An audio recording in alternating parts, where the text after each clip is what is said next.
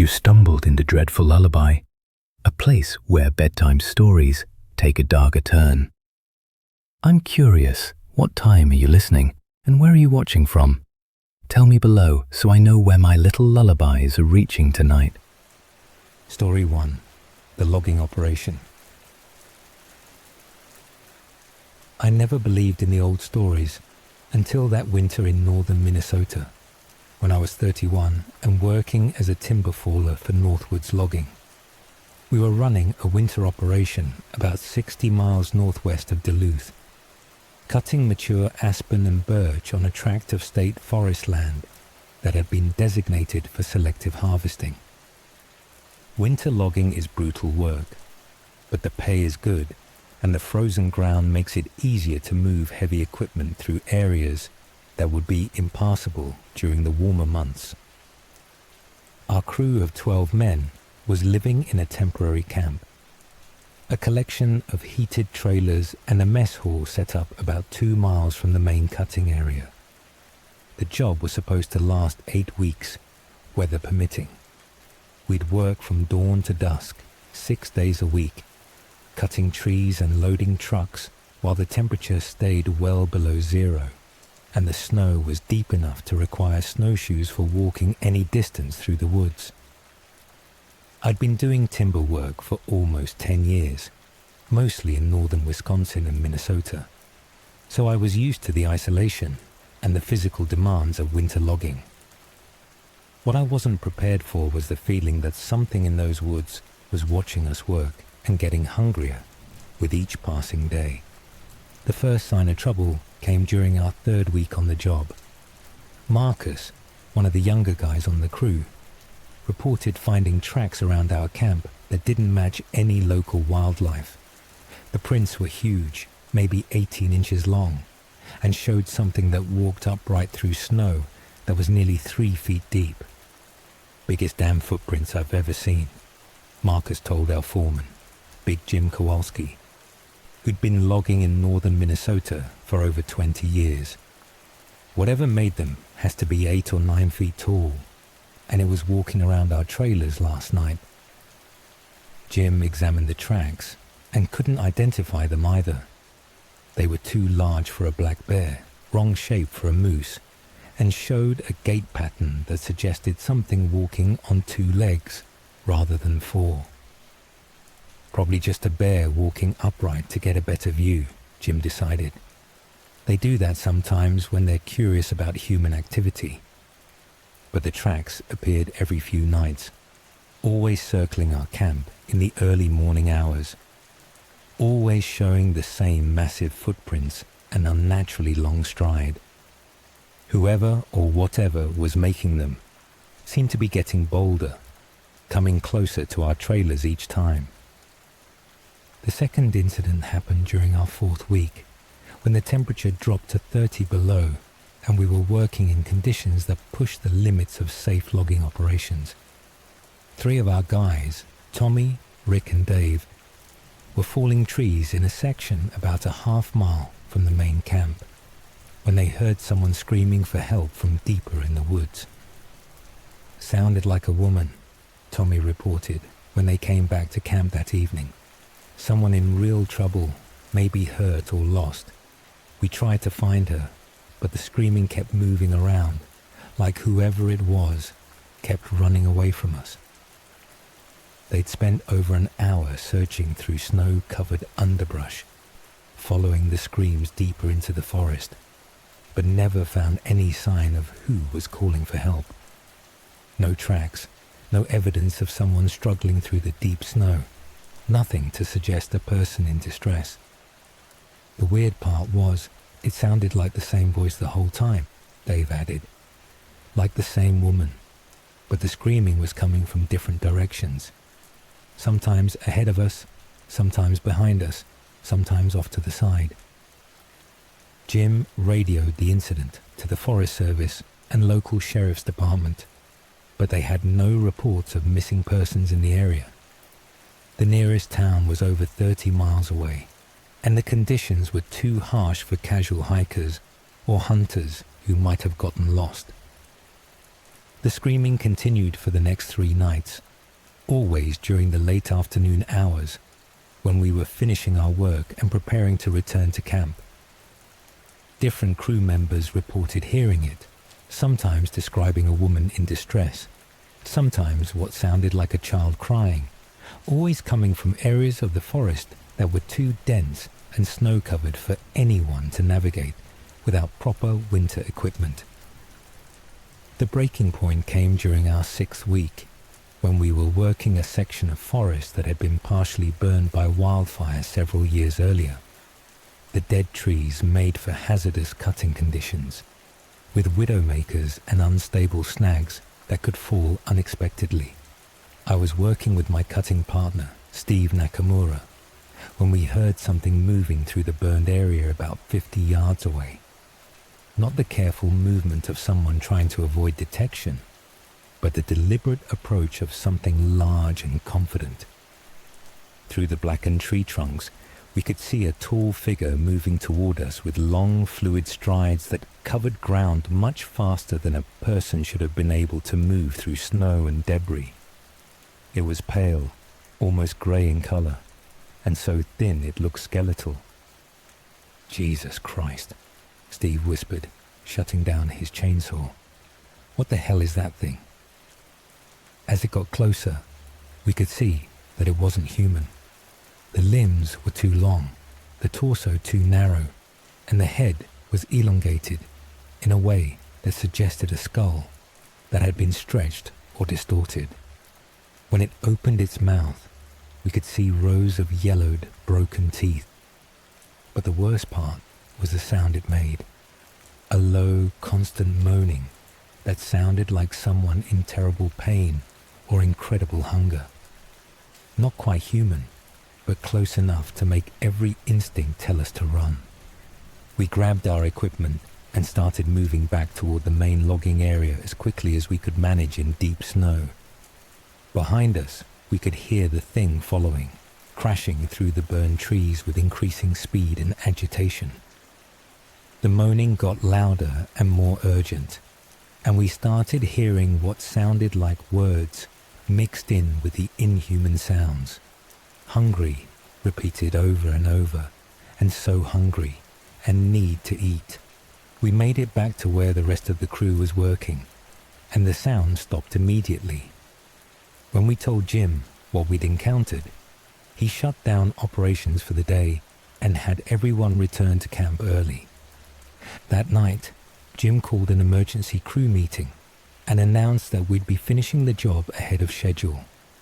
He'd spoken with the company owners and arranged for all the equipment to be pulled out within 3 days. "I've been logging these woods for 20 years, he told us, and I've never seen anything like what Steve and Bobby described. I don't know what's out there, but I'm not risking anyone's safety to finish this contract." Some of the crew grumbled about losing the final 2 weeks of pay, but most of us were relieved to be leaving. The woods had felt wrong for weeks, and the incident in the burned section had confirmed that whatever was sharing the forest with us wasn't something we wanted to encounter again. As we were packing up our equipment on the final day, Tommy found the remains of a deer near our logging area. It had been partially eaten, but not by any predator I'd ever seen. The meat had been stripped away with precision, and the bones showed what looked like human bite marks, but much larger and more powerful than any person could make. We finished loading the trucks and left that afternoon, driving south toward Duluth through snow that had started falling again. In my rearview mirror, I could see the dark line of the forest receding behind us, and I remember feeling grateful to be leaving whatever had been hunting in those woods. I continued working timber operations for several more years, but I never took another winter job in that part of northern Minnesota. When other loggers asked me about the area, I'd tell them the terrain was too difficult, and the access roads were unreliable. No point in going into details about things most people wouldn't believe anyway. Story 2. The Ice Road.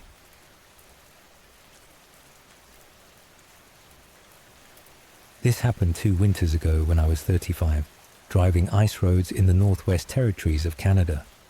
I'd been hauling freight to remote mining operations and native communities for about 8 years, making runs across frozen lakes and rivers when the ice was thick enough to support fully loaded transport trucks.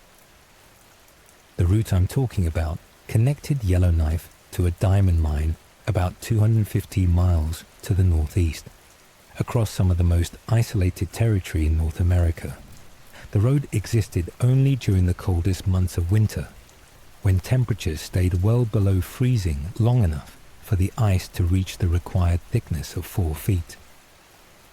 Ice road driving is dangerous work that requires specialized equipment and extensive experience with winter driving conditions. You're hauling 80,000-pound loads across frozen water, often in whiteout conditions, with the nearest help potentially hundreds of miles away. My truck was a Kenworth T800 with a sleeper cab, equipped with survival gear for extended trips in subarctic conditions.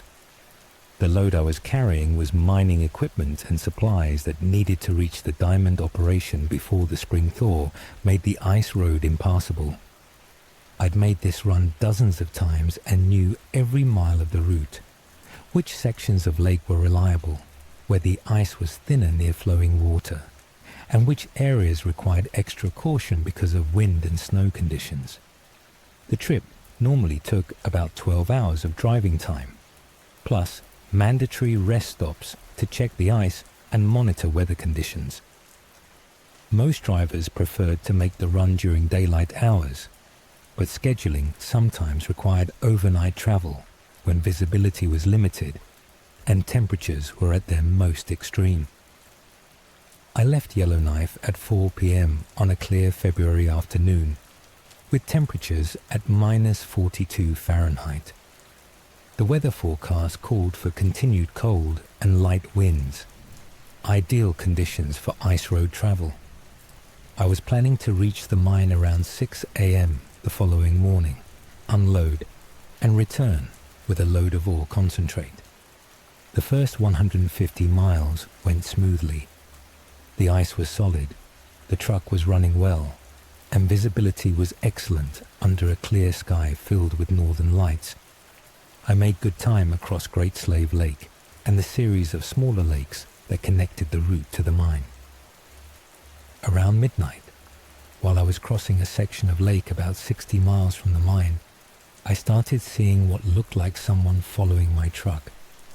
In my side mirrors, I could see a tall figure keeping pace with my vehicle, running alongside the road about 50 yards away. At first, I figured it was probably a caribou, or maybe a wolf, that had been startled by my headlights and was running parallel to the road. But whatever it was, maintained exactly the same speed as my truck, even when I slowed down or sped up to test my observation. I was driving at about 45 miles per hour, a reasonable speed for ice road conditions, which meant that whatever was following me was running faster than any normal animal should have been able to sustain across rough ice and snow. I tried using my spotlight to get a better look, but the figure stayed just at the edge of the light beam, never clearly visible, but obviously there. It was definitely running on 2 legs, and it was much taller than any person had a right to be. About 20 miles further along the route, the figure disappeared, but I started hearing sounds that didn't belong to normal ice road travel. Scraping noises on the roof of my sleeper cab, like something with long claws was testing the metal surface. Tapping sounds on the side panels, rhythmic and deliberate, as if something was following alongside the truck and occasionally reaching out to touch the trailer. I stopped the truck and got out to investigate, carrying my flashlight and the shotgun that I kept for protection against polar bears and other wildlife that occasionally wandered onto the ice roads. The area around my truck showed dozens of footprints in the snow, not human prints, but not animal either. They were enormous, maybe 20 inches long, with what looked like claw marks at the end of each elongated toe. The prints circled my truck several times, then led away from the road toward a section of lake where the ice was broken and rough. I followed them for about 50 yards before I started hearing what sounded like someone calling my name from the darkness ahead. Driver, in a voice that was almost human but wrong in ways I couldn't identify. Driver, help me. The voice seemed to come from different locations around the lake, sometimes ahead of me, sometimes behind me, sometimes off to the sides. It was asking for help, but the tone was flat and emotionless, like someone reading from a script. I returned to my truck and continued toward the mine, but the sounds on the roof and sides of the trailer resumed immediately. Whatever was out there was keeping pace with my vehicle again, sometimes running alongside, sometimes apparently riding on top of the loaded trailer. About 10 miles from the mine, I saw it clearly for the first time. A creature that might once have been human, but had been changed into something else entirely. It was running alongside my truck with long, loping strides, and when it turned to look at me through the driver's window, I could see a face that was stretched and distorted, with sunken eyes and a mouth full of broken, yellowed teeth. The thing was grey and emaciated, like someone who'd been starving for months. Its limbs were too long and thin, and its movements had a jerky, unnatural quality that reminded me of a marionette being manipulated by an inexperienced puppeteer. When it saw me looking, it opened its mouth and made a sound that was part howl, part moan, and part human scream. Then it veered away from the road and disappeared into the rough ice and snowdrifts that bordered the route. I reached the mine without further incident and unloaded my cargo as quickly as possible. The mining crew was surprised to see me arrive ahead of schedule, but I told them I'd made better time than expected because of good road conditions. I didn't mention the encounter with whatever had been following my truck. Ice road drivers develop a reputation for reliability and level-headedness, and reports of strange encounters could affect future job assignments. The return trip to Yellowknife was uneventful, but I kept checking my mirrors and monitoring the road ahead for any sign of the creature I'd encountered on the outbound run. I also made sure to travel during daylight hours and avoid overnight stops in areas where I might be vulnerable to approach. When I reached Yellowknife, I filed my standard trip report and collected payment for the haul. I didn't mention the unusual aspects of the journey, but I did note that ice conditions in the middle section of the route might require additional monitoring. I continued driving ice roads for the rest of that winter and the following year, but I was more careful about night driving and always made sure my truck was equipped with additional survival gear and communication equipment. Other drivers occasionally mentioned strange encounters on remote sections of the ice road network, unusual tracks, unexplained sounds, and sightings of large creatures that didn't match known Arctic wildlife. But most of us kept those stories to ourselves, understanding that some experiences were better left unreported. The ice road between Yellowknife and the diamond mine continued to operate normally, but the mining company eventually installed emergency shelters and communication towers along the route. The official reason was improved safety for drivers, but those of us who'd worked the road understood that some stretches of that frozen wilderness were better traveled with backup plans and ways to call for help.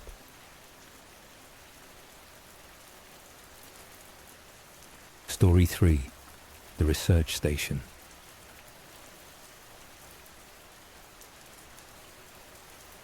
It was early March when I arrived at the Kluane Research Station, about 40 miles southwest of Whitehorse in Canada's Yukon Territory.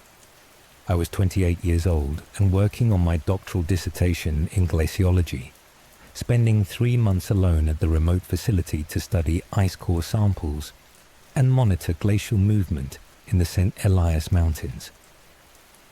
The research station was a collection of insulated buildings powered by diesel generators and solar panels, designed to house up to 6 researchers during the summer field season.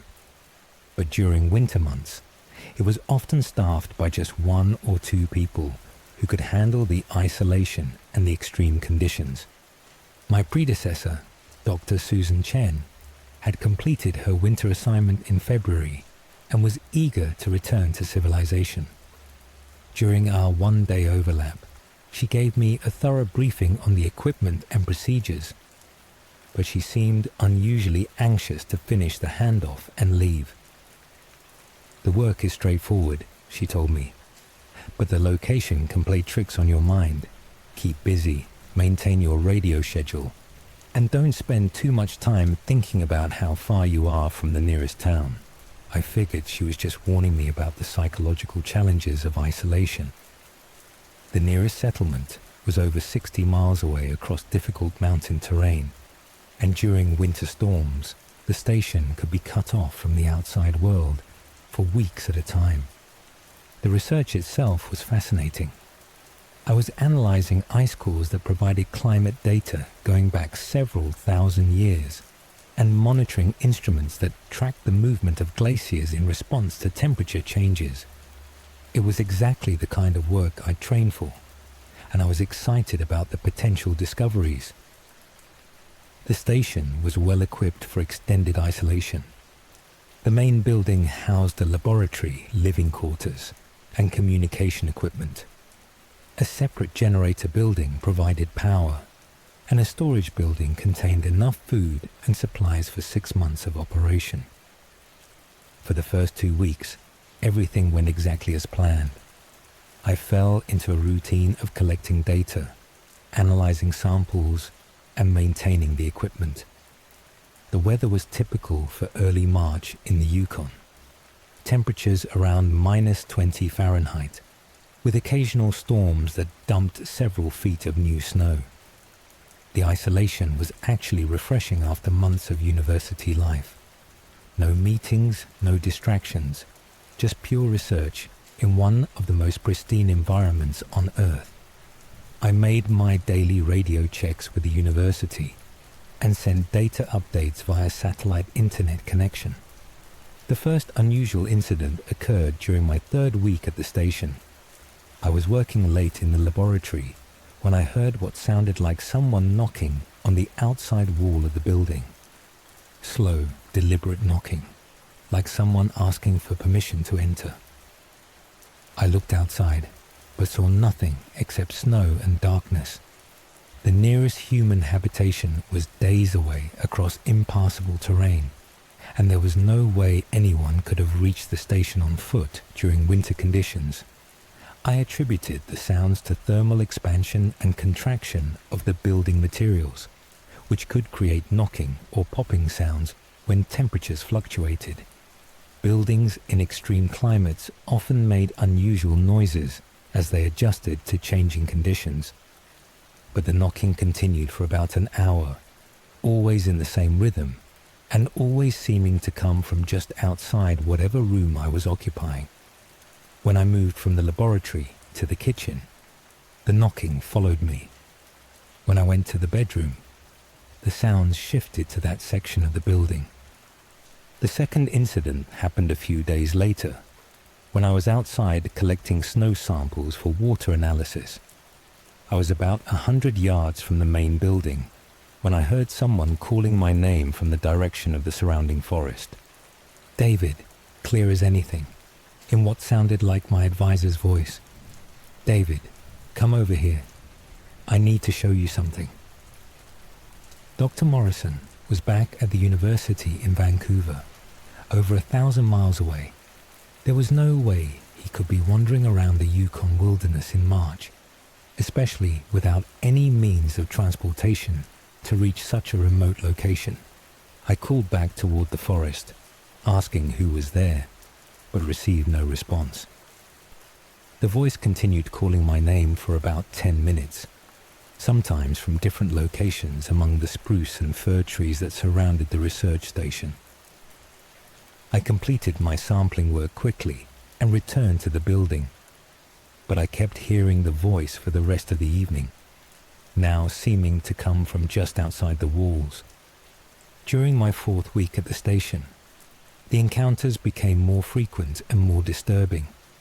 I would hear knocking on the walls every night, usually starting around 10 p.m. and continuing until the early morning hours. The sounds would follow me from room to room, as if whatever was outside was tracking my movements through the building. I also started finding tracks in the snow around the station, not human footprints, but something much larger and more elongated. The prints showed a creature that walked upright, but had feet that were over 18 inches long, with what looked like claw marks at the ends of each toe. The tracks circled the buildings every night, sometimes approaching the doors and windows, sometimes leading away toward the forest and returning from different directions. Whatever was making them seemed to be studying the station and looking for ways to get inside. The most disturbing discovery was that some of the tracks showed the creature had been standing outside my bedroom window for extended periods. The snow was packed down by something that had remained motionless for hours, apparently watching me sleep. I reported the incidents during my daily radio checks, describing them as possible wildlife encounters that might require additional security measures. The university dispatched a team to bring me additional supplies and check on the situation. But when the helicopter arrived 5 days later, there was no sign of the tracks or any other evidence of unusual activity around the station. The crew found everything in normal condition and attributed my reports to the psychological effects of extended isolation. Dr. Richardson, who led the supply team, was sympathetic but direct. Winter isolation can cause hallucinations and false perceptions, he explained. It's more common than you might think, especially for people who haven't spent extended time alone in extreme environments. They left additional food supplies and communication equipment, plus instructions for emergency evacuation procedures if my psychological condition deteriorated further. But they also expressed confidence that I could complete the assignment successfully. The night after the supply team left, I had my final and most terrifying encounter with whatever had been stalking the research station. I was awakened around 2 a.m. by the sound of something trying to open the front door of the main building. Not knocking or scratching, but the deliberate manipulation of the door handle, as if something with hands was testing the lock mechanism. I could hear metal clicking and scraping as whatever was outside tried different approaches to gaining entry. I grabbed my flashlight and emergency radio, then crept to a window where I could observe the front entrance. Through the glass, I could see a tall, emaciated figure working at the door with hands that seemed too large and had too many fingers. The creature was grey and skeletal, with limbs that were unnaturally long and a head that was elongated in a way that suggested a skull that had been stretched or distorted. When it became aware of my observation, it turned and looked directly at me with eyes that reflected my flashlight beam, like an animal's. But the worst part was its mouth. When it saw me watching, it opened its jaws and revealed rows of broken, yellow teeth, and made a sound that was part moan, part howl, and entirely inhuman. I radioed for immediate evacuation and spent the rest of the night barricaded in the laboratory with all the lights on and every door and window secured. The creature remained outside until dawn, occasionally testing other entry points but never actually breaking in. The helicopter evacuation team arrived the following afternoon and found me in stable condition, but clearly shaken by the experience. They attributed my reports to extreme stress and arranged for my immediate return to Vancouver for psychological evaluation. The research station was closed for the remainder of the winter season, officially due to equipment problems, but actually because of concerns about the psychological effects of extended isolation on solo researchers. I completed my doctoral program using data from other field sites and eventually secured a position with the Canadian Geological Survey. But I never returned to remote winter assignments, preferring research locations that offered more regular human contact and easier access to emergency assistance.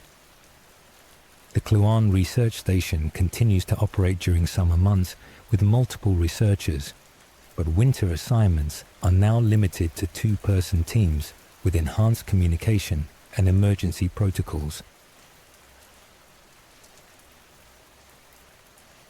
Story 4. The Hunting Lodge.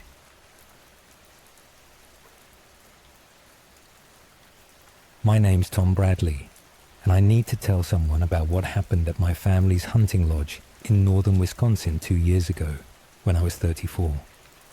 We'd owned the property for 3 generations, 160 acres of mixed forest about 20 miles northwest of Minocqua, with a rustic lodge that had been built by my grandfather in the 1940s.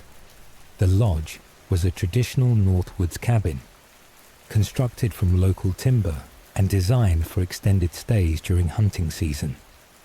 It had electricity from a generator, a wood-burning stove for heat, and enough bunk space for 8 hunters. We'd used it every fall for deer season, and it had always been a place where our family gathered to continue traditions that went back decades.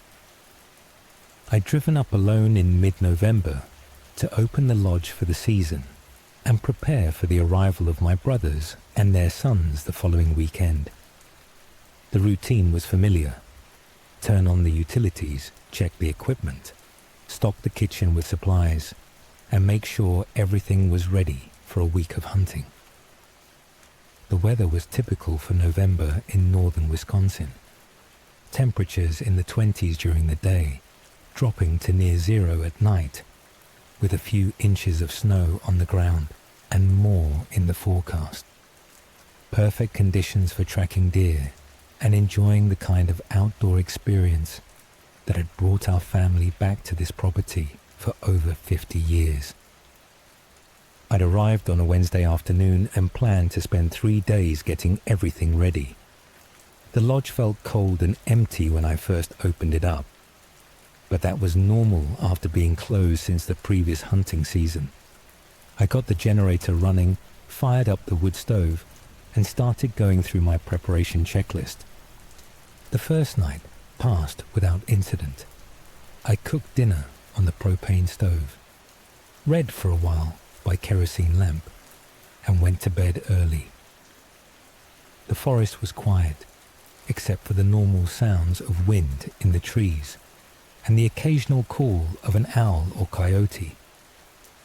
The second day, I spent time checking the hunting stands we'd built over the years and making sure the access trails were clear of fallen branches and other obstacles. The woods looked good, plenty of deer sign, fresh tracks in the snow, and evidence of the healthy wildlife population that made this area productive for hunting. That evening, while I was cooking dinner, I started hearing what sounded like someone walking around outside the lodge. Footsteps in the snow circling the building, but much heavier and more deliberate than any deer or other local wildlife would make. I looked outside but couldn't see anything in the darkness beyond the glow from the lodge windows. The footsteps continued for about an hour, sometimes approaching the front porch, sometimes moving around to the back of the building. I figured it was probably a black bear that had been attracted by the smell of cooking food. Bears were common in the area, and they sometimes investigated cabins and hunting camps, especially during late fall when they were preparing for hibernation. I made sure all the food was secured inside and went to bed, listening to the footsteps continue outside for most of the night. Whatever was walking around the lodge was persistent, but it never tried to break in or damage anything. The third day, I found tracks in the snow around the lodge that made me reconsider what I'd been dealing with. The prints were enormous, nearly 2 feet long, and showed something that walked upright on 2 legs with a stride that indicated a creature at least 8 or 9 feet tall. The tracks weren't bear prints, weren't human, and didn't match any wildlife I was familiar with after decades of hunting in northern Wisconsin. They showed long, narrow feet with what appeared to be claw marks at the end of each elongated toe. More disturbing was the pattern the tracks made around the lodge. They formed complete circles, as if whatever made them had been studying the building and looking for ways to get inside. The prints approached every door and window, sometimes showing where the creature had apparently stood for extended periods. I called my brother Mike to describe what I'd found, but he was skeptical about my interpretation of the evidence. Probably just a big bear walking on its hind legs, he suggested. They do that sometimes when they're investigating something new. Nothing to worry about as long as you keep the food locked up. But I'd seen plenty of bear tracks over the years, and these were different. The shape, the size, the gait pattern. Everything suggested something that normally walked upright, rather than a bear that occasionally stood on 2 legs. That night, the encounters escalated beyond simple footsteps and tracking. Around 10 p.m., I heard what sounded like someone trying to open the front door of the lodge. Not aggressive pulling or pushing, but careful manipulation of the handle, as if something with hands was testing the lock mechanism. I grabbed my rifle and approached the door cautiously. Through the small window, I could see a tall, thin figure working at the door handle with movements that suggested intelligence and purpose. "Who's there?" I called out, but received no response. The figure continued manipulating the door handle for several minutes, then moved around to the side of the lodge and began testing the windows. I watched from inside as the creature examined each window in turn, apparently looking for one that might be unlocked or easier to force open. It was methodical and patient, taking time to understand how each potential entry point functioned. The creature was unlike anything I'd ever seen. It was easily 9 feet tall, but incredibly thin, almost skeletal in appearance. Its limbs were unnaturally long, and its movements had a jerky, uncoordinated quality that suggested something that wasn't entirely comfortable with its own body. When it became aware that I was observing from inside, it turned and looked directly at me through one of the windows. The face was elongated and gaunt, with deep-set eyes and a mouth that was too wide for normal human proportions. But what really terrified me was the expression of hunger I saw in its face. Not normal hunger for food, but something deeper and more desperate, like someone who'd been starving for months and would do anything to satisfy their craving. The creature opened its mouth and pressed its face against the window, revealing rows of broken, yellowed teeth and making a sound that was part moan, part whimper, and entirely inhuman. The glass fogged from its breath, and I could see that its exhalations were visible even though the temperature outside was well below freezing. I backed away from the window and secured every lock and latch in the lodge, then spent the rest of the night sitting in a chair with my rifle across my knees, listening to the creature continue its attempts to find a way inside. The sounds went on until dawn, scratching at doors, testing windows, walking around and around the building in those heavy, deliberate footsteps. Sometimes I heard what sounded like words mixed in with the inhuman moaning, but they weren't in any language I recognized. When daylight came, the sound stopped, and I cautiously looked outside to find that the creature had left tracks everywhere around the lodge. Not just footprints, but handprints on the walls and windows, showing fingers that were much longer and thinner than human normal. I packed up immediately and drove back to town. cancelling the family hunting trip with an excuse about equipment problems at the lodge. I called my brother Mike and told him we'd need to postpone the season, but I didn't go into details about what I'd encountered. Over the next few months, I made discreet inquiries with other hunters and property owners in the area, trying to learn if anyone else had experienced similar encounters. What I discovered was that several people had stories about strange incidents in the North Woods, but most were reluctant to discuss them in detail. An old-timer named Frank Kowalski, whose family had hunted in the area for over 60 years, was willing to share what he knew. "There's things in these woods that aren't natural," he told me. "Old things, from before the loggers and the farmers. Most of the time, they leave people alone, but sometimes they get curious about our camps and lodges." Frank suggested that I might want to consider selling the property, or at least avoiding solo trips to the lodge. "Some places just aren't meant for people to spend time alone," he said, "especially during the winter months." I never returned to the hunting lodge alone, and we eventually sold the property to a developer who planned to divide it into smaller recreational lots. I heard later that the lodge burned down under suspicious circumstances before the development could proceed, and the land was eventually sold to the state for inclusion in a wildlife preserve. I still hunt in northern Wisconsin, but I stick to establishing camps and public lands where there are other people around. Some family traditions aren't worth maintaining when they involve encounters with things that are better left undisturbed in the deep woods.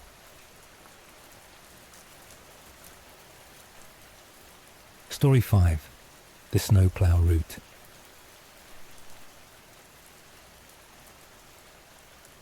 This happened 3 winters ago, when I was 29, and working for the Montana Department of Transportation, operating snowplows on remote highway routes in the northwestern part of the state.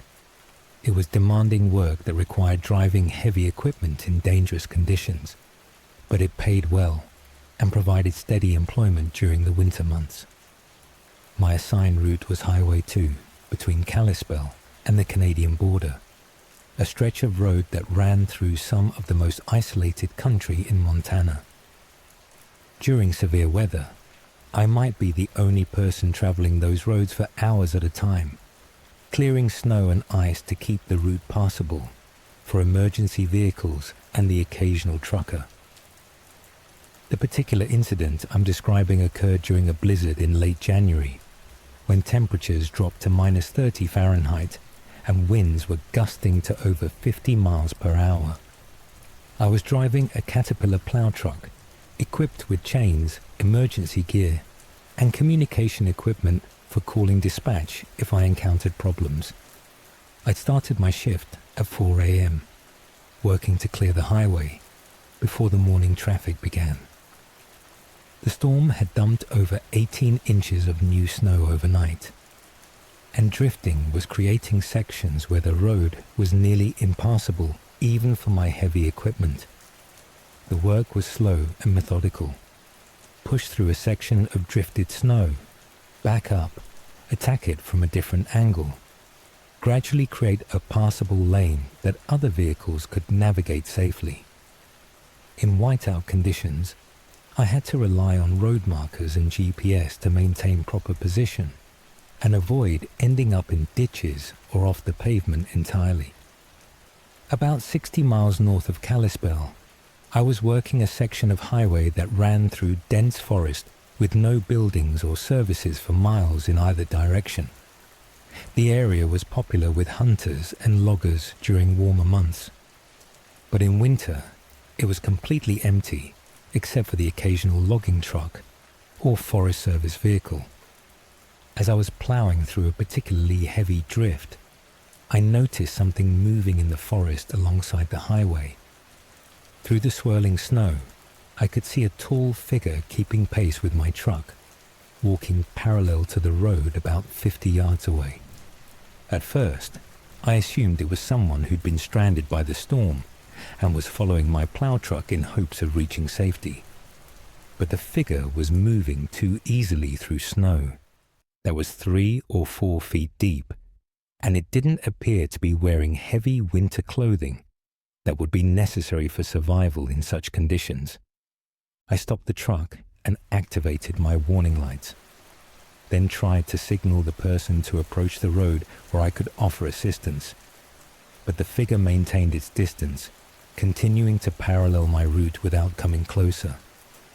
Through my side mirrors, I could see that whatever was out there was much taller than a normal person, probably 8 or 9 feet in height, and was moving with long, fluid strides that suggested someone who was completely comfortable in the deep snow and severe weather. I tried using my PA system to call out to the figure, identifying myself as a state highway employee and offering help, but received no response. The figure continued following my plow truck for about 10 miles before disappearing into the forest. I radioed the incident to dispatch, reporting a possible stranded motorist in the area, but they had no record of abandoned vehicles or calls for assistance from that section of highway. They suggested I continue my route and report any additional sightings. About 20 miles further north, I encountered something that made me question what I'd been dealing with. While plowing through another section of heavy drifts, my headlights illuminated what appeared to be a person standing directly in the middle of the highway, about 100 yards ahead. I slowed down and activated all my warning lights, expecting the individual to move out of the way as I approached. But as I got closer, I could see that it wasn't a normal person stranded by the storm. The figure was emaciated and grey, with limbs that were unnaturally long and thin. It stood perfectly still in the blowing snow, apparently unaffected by wind and temperature conditions that would be fatal to an unprotected human within minutes. When my plow truck got within about 50 feet, the figure turned and looked directly at me. The face was elongated and gaunt, with deep-set eyes and a mouth that seemed too wide for normal human proportions. When it opened its mouth, I could see rows of broken, yellowed teeth. But the most disturbing aspect was the expression of hunger I saw in its features. Not normal hunger for food, but something desperate and consuming, like someone who'd been starving for months and would do anything to satisfy their craving. The creature made no attempt to move out of my way.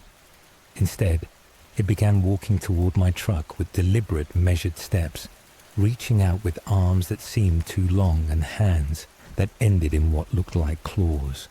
I put the truck in reverse and backed up as quickly as conditions allowed, keeping my headlights focused on the approaching figure.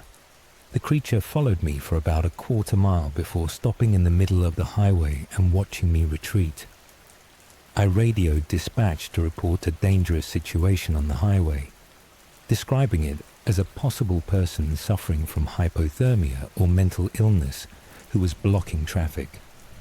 But I couldn't bring myself to accurately describe what I'd actually encountered.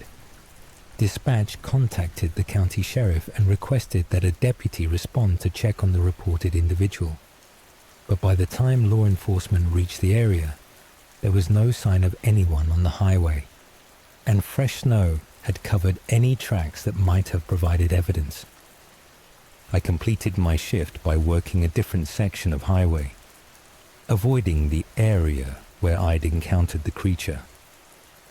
When I filed my report at the end of the day, I focused on road conditions and weather-related hazards, making only brief mention of possible wildlife activity near the highway. Over the next few weeks, I heard from other plow drivers who'd had similar encounters on remote sections of Montana highways. Strange figures seen moving through forests during blizzards, unusually large tracks found near highway maintenance equipment, and reports of equipment damage that couldn't be explained by normal weather or wildlife activity. One driver, a guy named Pete Kowalski, who'd been plowing Montana highways for over 15 years, was willing to discuss his experiences more openly. "There's things out there in the deep woods that don't follow normal rules," he told me during a coffee break at the maintenance garage. "Most of the time they avoid human activity, but severe winter storms seem to bring them out. Maybe they're looking for food, or maybe they're just curious about our equipment." Pete suggested that solo drivers should be extra cautious during extended storms, especially on routes that ran through heavily forested areas far from towns and regular traffic. "Keep your radio on. Don't stop unless you have to. And if you see something that doesn't look right, don't try to investigate it yourself," he advised. "Some encounters are better avoided entirely." I continued working for the Montana Dot for another 2 winters, but I requested assignment to routes that were closer to populated areas and had more regular traffic. When asked about the transfer request, I cited family considerations and the desire to work closer to home. The remote highway routes continued to be plowed by other drivers, but the department eventually implemented new protocols requiring 2-person crews for severe weather operations in isolated areas. The official reason was enhanced safety procedures, but those of us who'd worked the remote routes understood the real motivation behind the policy changes. Story 6. The Bush Pilot to Flying bush planes in northern Alberta taught me that the wilderness doesn't follow rules that make sense to civilized people. This happened 4 years ago when I was 33, working for Northland Aviation out of Fort McMurray, flying supplies and personnel to remote oil sands operations and native communities scattered across thousands of square miles of boreal forest. I'd been a bush pilot for about 8 years, flying everything from medical evacuations to hunting parties. But the job I'm talking about was supposed to be routine.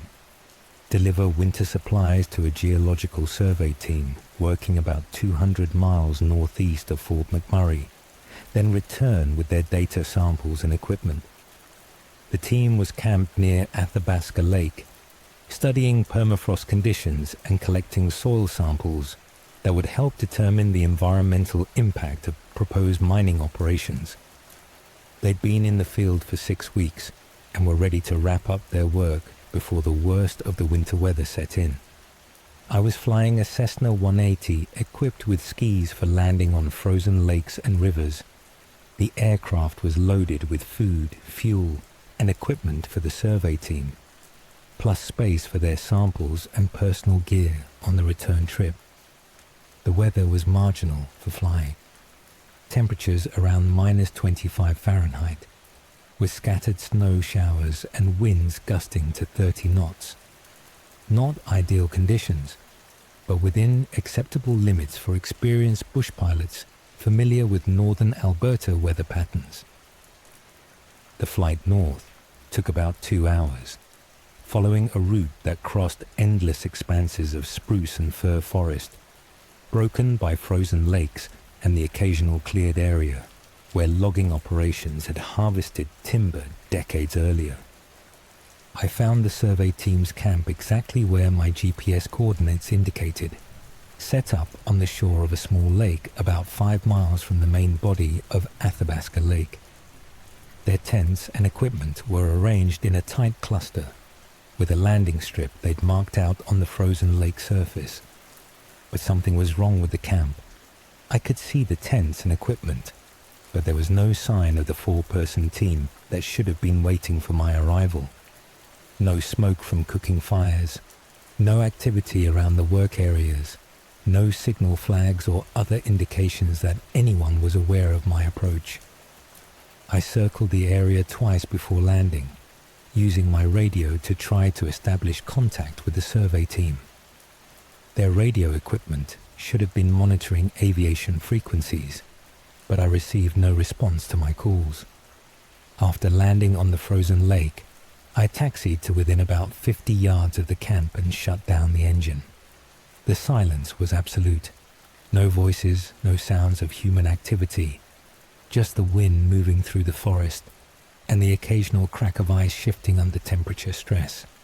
I approached the camp cautiously, calling out to announce my arrival. The tents were still standing and appeared to be in good condition, but they were empty. Sleeping bags, personal gear, and research equipment were all in place, but there was no sign of the people who'd been using them. The most disturbing discovery was in the main work tent, where the team had been processing their soil samples and recording data. Food was still sitting on a camp table, partially eaten and frozen solid. Coffee was still in metal cups, frozen into solid blocks that suggested the meal had been interrupted suddenly. Research notebooks were open to entries dated 3 days earlier, with handwriting that stopped mid-sentence, as if whoever was writing had been distracted or called away urgently. But there was no indication of what had interrupted their work or where they might have gone. Outside the camp, I found tracks in the snow that made me seriously concerned about what might have happened to the survey team. Mixed with normal human footprints were much larger tracks, showing creatures that walked upright but had feet that were over 18 inches long. The large tracks approached the camp from several directions, suggesting multiple individuals that had converged on the survey site. They led between the tents and around the work areas, then continued away from the camp toward the forest. Most disturbing were the drag marks in the snow, showing something heavy being pulled away from the camp toward the tree line. The marks were accompanied by human footprints that seemed to stagger and weave, as if people were being forced to walk against their will. I followed the trail for about 100 yards before I started finding pieces of torn clothing and equipment scattered in the snow. Fragments of winter jackets, torn gloves, and pieces of scientific instruments that had been broken or discarded along the path. The trail led to a clearing in the forest where I found evidence of a struggle. The snow was disturbed over a large area, with signs that several people had fallen or been forced to the ground. There were also dark stains in the snow that I didn't want to identify too closely. But the most horrifying discovery was the bones.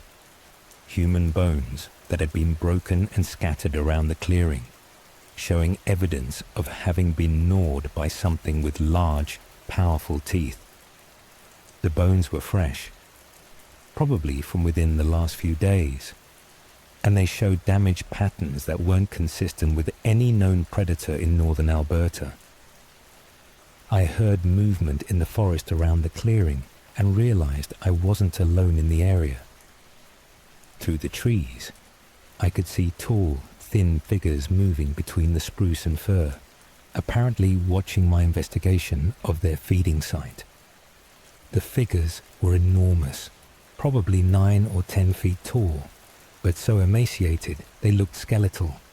Their limbs were unnaturally long and thin, and they moved with a jerky, uncoordinated gait that suggested bodies that weren't entirely under their own control.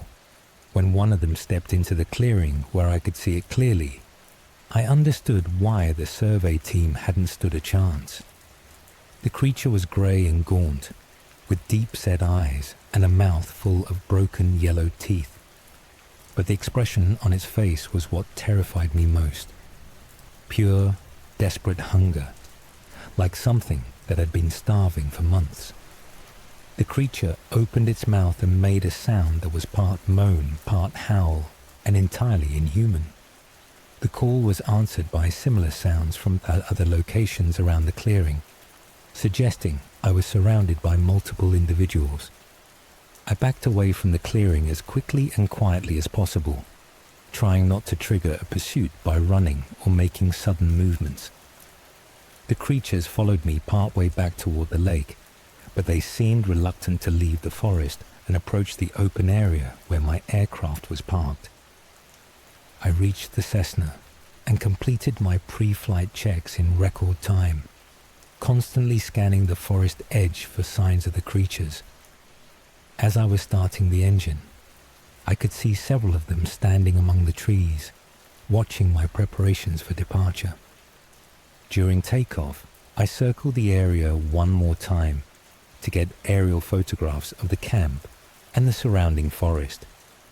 The images would provide evidence for the search and rescue teams that would inevitably be dispatched when the survey team failed to return. Back in Fort McMurray, I filed reports with the RCMP, the Canadian military, and the company that had contracted the survey team.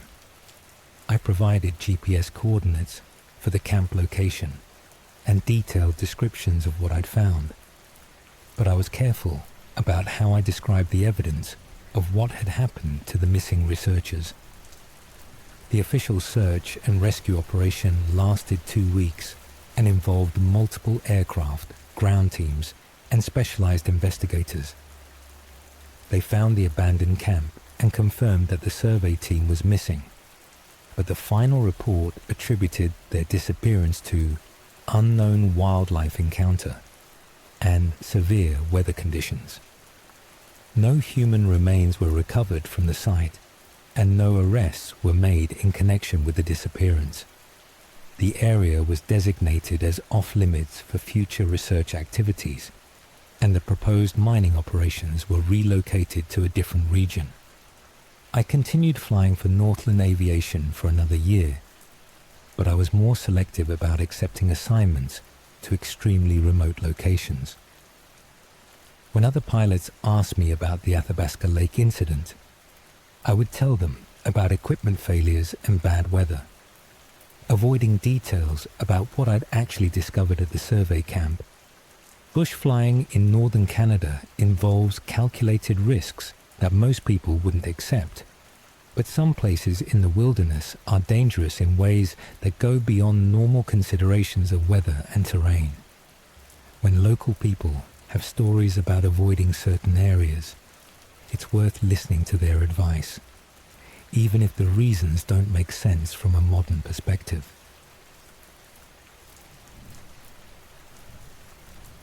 Story 7. The Arctic Research Team. The thing about the Arctic is that it reveals truths about survival that most people never have to face. I learned this during the winter I spent as part of a climatology research team on Ellesmere Island, about 400 miles from the North Pole. When I was 26 and working on my master's thesis in atmospheric science, our team consisted of 5 researchers from different universities studying ice core samples and weather patterns as part of a larger international project on climate change. We were based at a temporary research station that would operate from October through March, during the period when travel was most difficult and weather conditions were most extreme. The station was a collection of insulated buildings powered by diesel generators and wind turbines, designed to house our team, plus periodic visits from supply aircraft and other research groups.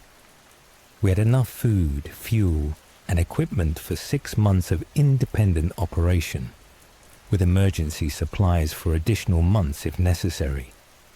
I was the youngest member of the team, working under Dr. Sarah Mitchell, an experienced Arctic researcher who'd spent over 15 years studying climate conditions in polar regions. The other team members were Dr. James Chen, glaciologist, Dr. Maria Santos, atmospheric physicist, and Dr. Robert Kim, logistics coordinator. The work was fascinating and demanding. We collected ice core samples that provided climate data going back thousands of years, monitored weather instruments that tracked case temperature and wind patterns, and maintained communication with research stations in other Arctic locations. But the location was more isolated than anything I'd experienced before. The nearest human settlement was over 200 miles away, and during winter months we might go weeks without any contact with the outside world beyond our radio and satellite communications. The first indication that something was wrong came during our 3rd month at the station, when we started finding unusual tracks in the snow around our buildings, much larger than polar bear prints, showing creatures that walked upright with feet that were nearly 2 feet long. Dr. Kim, who'd worked in Arctic conditions for over 10 years, couldn't identify the tracks.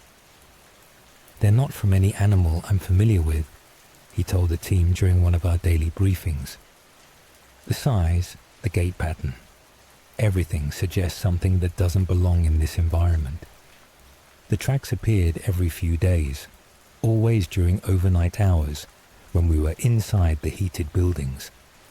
They circled our station in patterns that suggested intelligence and purpose, sometimes approaching the doors and windows, sometimes leading away toward areas of broken ice and pressure ridges. Dr. Mitchell was concerned about the implications for our safety. "If there's a large predator in the area, we need to modify our protocols for working outside the station," she decided. "No one goes out alone, and everyone carries emergency signaling equipment." But the tracks didn't match known Arctic predators. Polar bears were possible in the region, but their prints were distinctly different, and their behavior patterns didn't include the systematic stalking that the tracks suggested. During our 4th month, we started hearing sounds that didn't fit normal Arctic acoustics. Low moaning that seemed to come from different directions around the station, sometimes lasting for hours during the overnight periods when temperatures dropped below -40 Fahrenheit. The sounds were barely audible above the constant wind, but they had a rhythm and quality that suggested something trying to communicate. Not animal calls, but something that might once have been human speech, distorted and degraded into something unrecognizable. Dr. Chen, who was monitoring seismic instruments for detecting ice movement, reported that the sounds corresponded with vibrations that suggested large creatures moving across the frozen ground around our station. "Whatever's making these sounds is massive," he reported. "The vibration patterns show individuals that weigh at least 400 or 500 pounds, moving in coordinated groups." Dr. Santos suggested that we might be dealing with polar bears that had learned to associate human installations with food sources. "They're intelligent animals," she pointed out. "If they've discovered that research stations contain food, they might develop systematic approaches to investigating our activities." But none of us had seen actual polar bears in the area, and the evidence didn't match typical bear behavior. The sounds, the tracks, the coordinated movement patterns, everything suggested something more organized and purposeful than opportunistic scavenging. The breaking point came during our 5th month, when temperatures dropped to -50 Fahrenheit, and we were experiencing a period of extended darkness that would last for several more weeks. Dr. Kim was on night watch duty, monitoring our weather instruments and maintaining contact with other research stations, when he reported seeing figures moving around the station perimeter. "There are at least 4 of them," he radioed to the rest of us from the observation building. "Tall, maybe 8 or 9 feet, walking upright. They're studying our buildings and equipment, but keeping their distance from the lights." We all gathered in the main building and watched through reinforced windows as the creatures conducted what appeared to be a systematic reconnaissance of our station. They moved between buildings with coordination that suggested planning and communication, and they showed no fear of human presence. The figures were unlike anything in our Arctic wildlife training. Extremely tall and thin, almost skeletal in appearance, with limbs that seemed unnaturally long for their bodies. They moved across the snow and ice with ease that suggested complete adaptation to extreme conditions. Most disturbing was their apparent intelligence. They examined our equipment with obvious curiosity, testing solar panels and weather instruments without damaging them. They approached doors and windows with careful deliberation, as if trying to understand how our buildings functioned. Dr. Mitchell made the decision to contact our support base via emergency radio and request immediate evacuation. "This is beyond our expertise to handle," she told the team.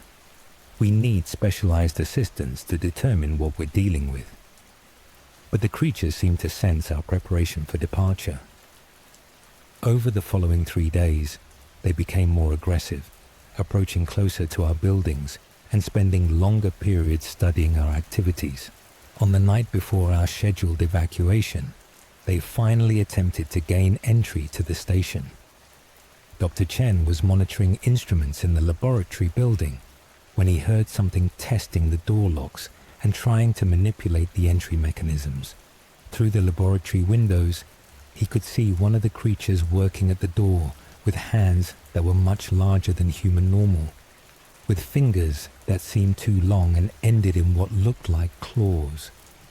The creature was gaunt and grey, with a face that was elongated in a way that suggested a skull that had been stretched or distorted. When it became aware of Dr. Chen's observation, it pressed its face against the window and revealed a mouth full of broken, yellow teeth. But the expression on its face was what terrified him most. Desperate hunger, like something that had been starving for months and would do anything to satisfy its craving. The creature made no sound, but Dr. Chen could see its breath fogging the window glass despite the extreme cold that should have made such exhalation impossible. It maintained eye contact for several minutes before moving on to test other entry points. The evacuation flight arrived the next morning and found all 5 team members in good condition, but clearly shaken by their experiences. We were extracted along with our essential research data, leaving most of our equipment and supplies at the station. When we filed our reports with the funding agencies and university administrations, we focused on the scientific results of our work and mentioned only briefly that wildlife encounters had necessitated early termination of the project. The research station was abandoned and eventually buried by shifting ice and snow. Future Arctic research in that region was conducted by larger teams with enhanced security protocols and communication equipment. I completed my master's degree using data from other research sites and eventually secured a position with the National Weather Service, working in temperate regions where the primary dangers were storms and equipment failures rather than encounters with things that shouldn't exist in the modern world. But I never forgot those months on Ellesmere Island, and I always wondered what we'd encountered in that vast expanse of ice and darkness, where the normal rules of life and death might not apply in ways that civilized people could understand.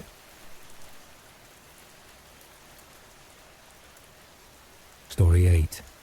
The Remote Weather Station. Some places in northern Canada exist in a different relationship with winter than the rest of the world.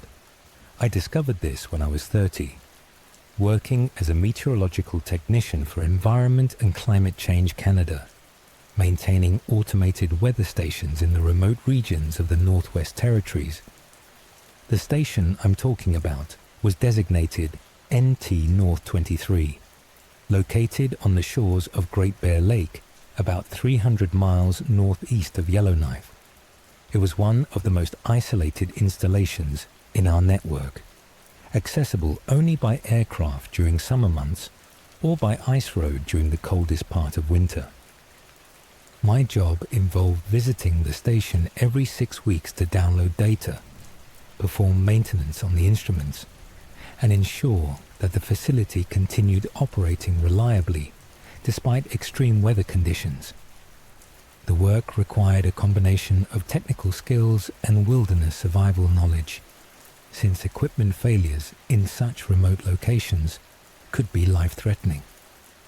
NT North 23 consisted of a small heated building housing data loggers and communication equipment, surrounded by various instruments for measuring temperature, humidity, wind speed, and precipitation.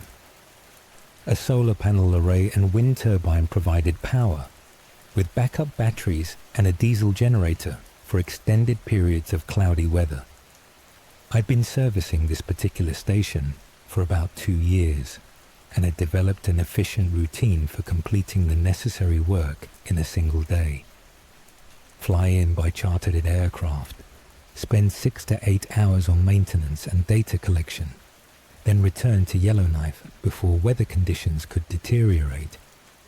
The incident I'm describing occurred during my January maintenance visit, when temperatures were running around -40 Fahrenheit, and the lake was frozen solid under several feet of ice and snow.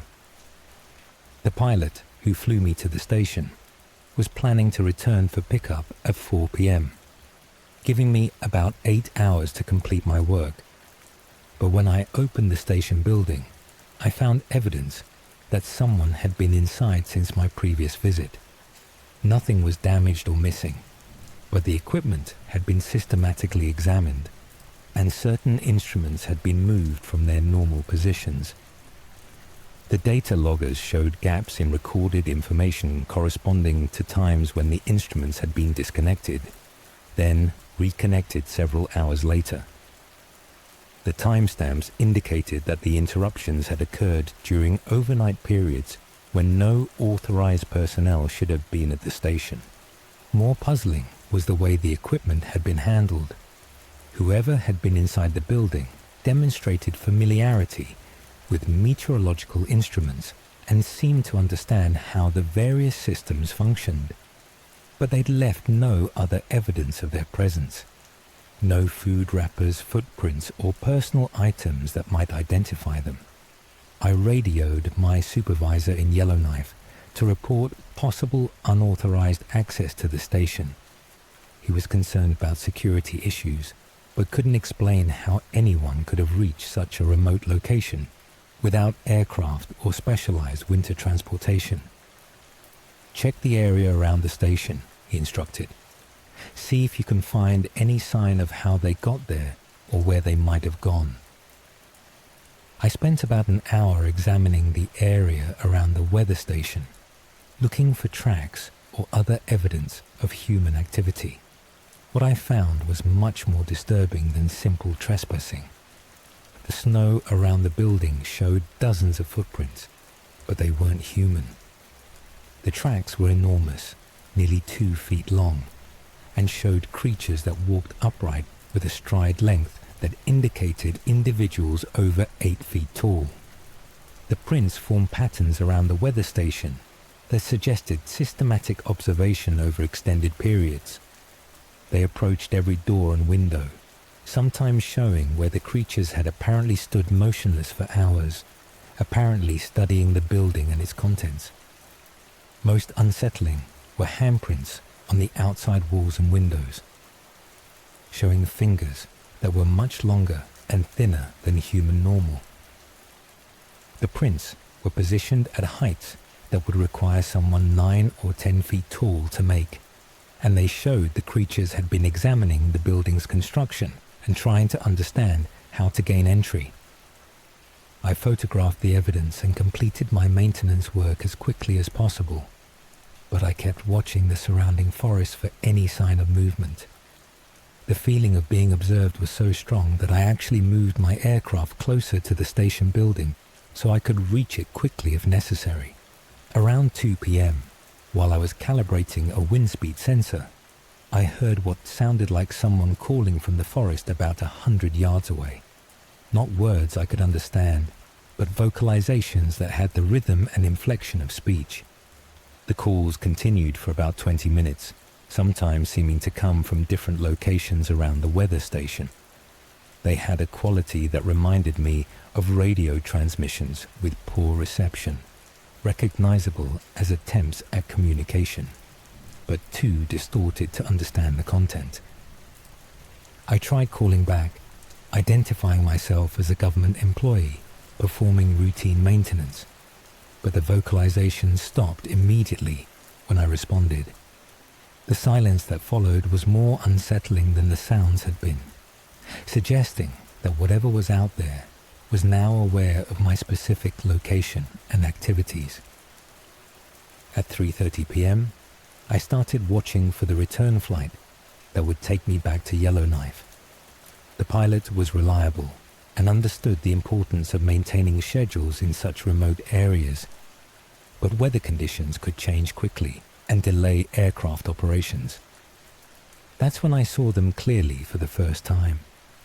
3 tall figures emerged from the forest and approached the weather station, moving across the snow with long, fluid strides that suggested complete comfort in extreme conditions. The figures were enormous, probably 9 feet tall, but so thin they appeared skeletal.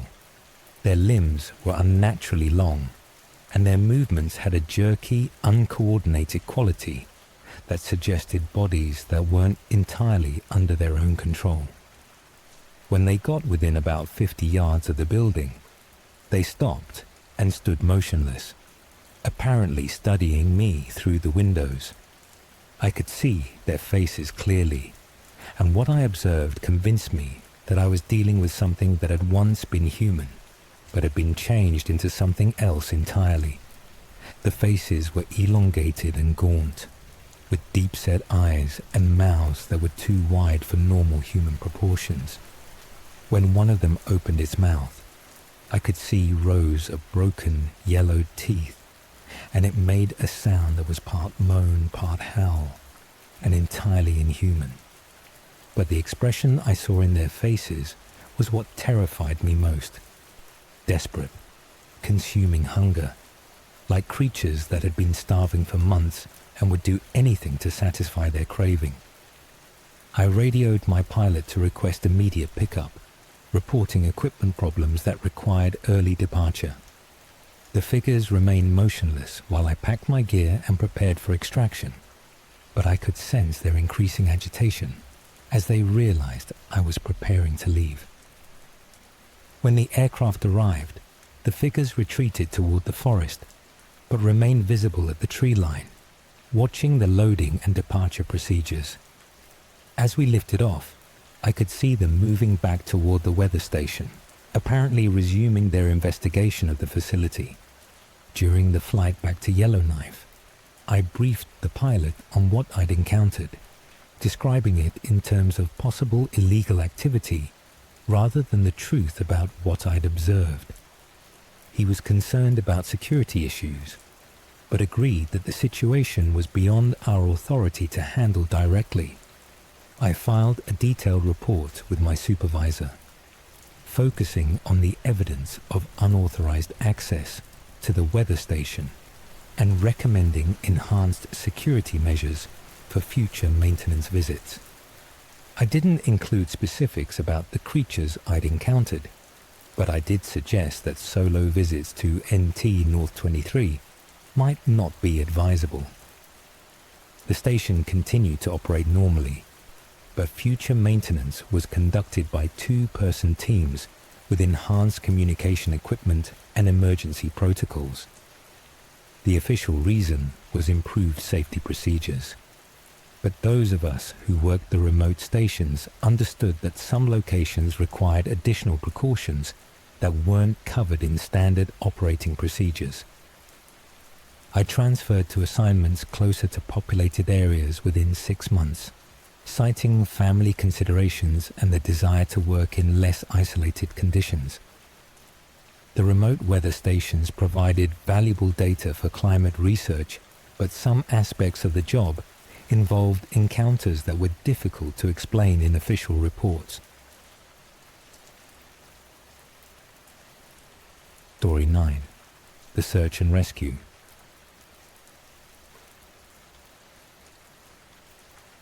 Winter search and rescue in northern Ontario taught me that people can disappear in ways that don't follow normal patterns of getting lost or injured in the wilderness.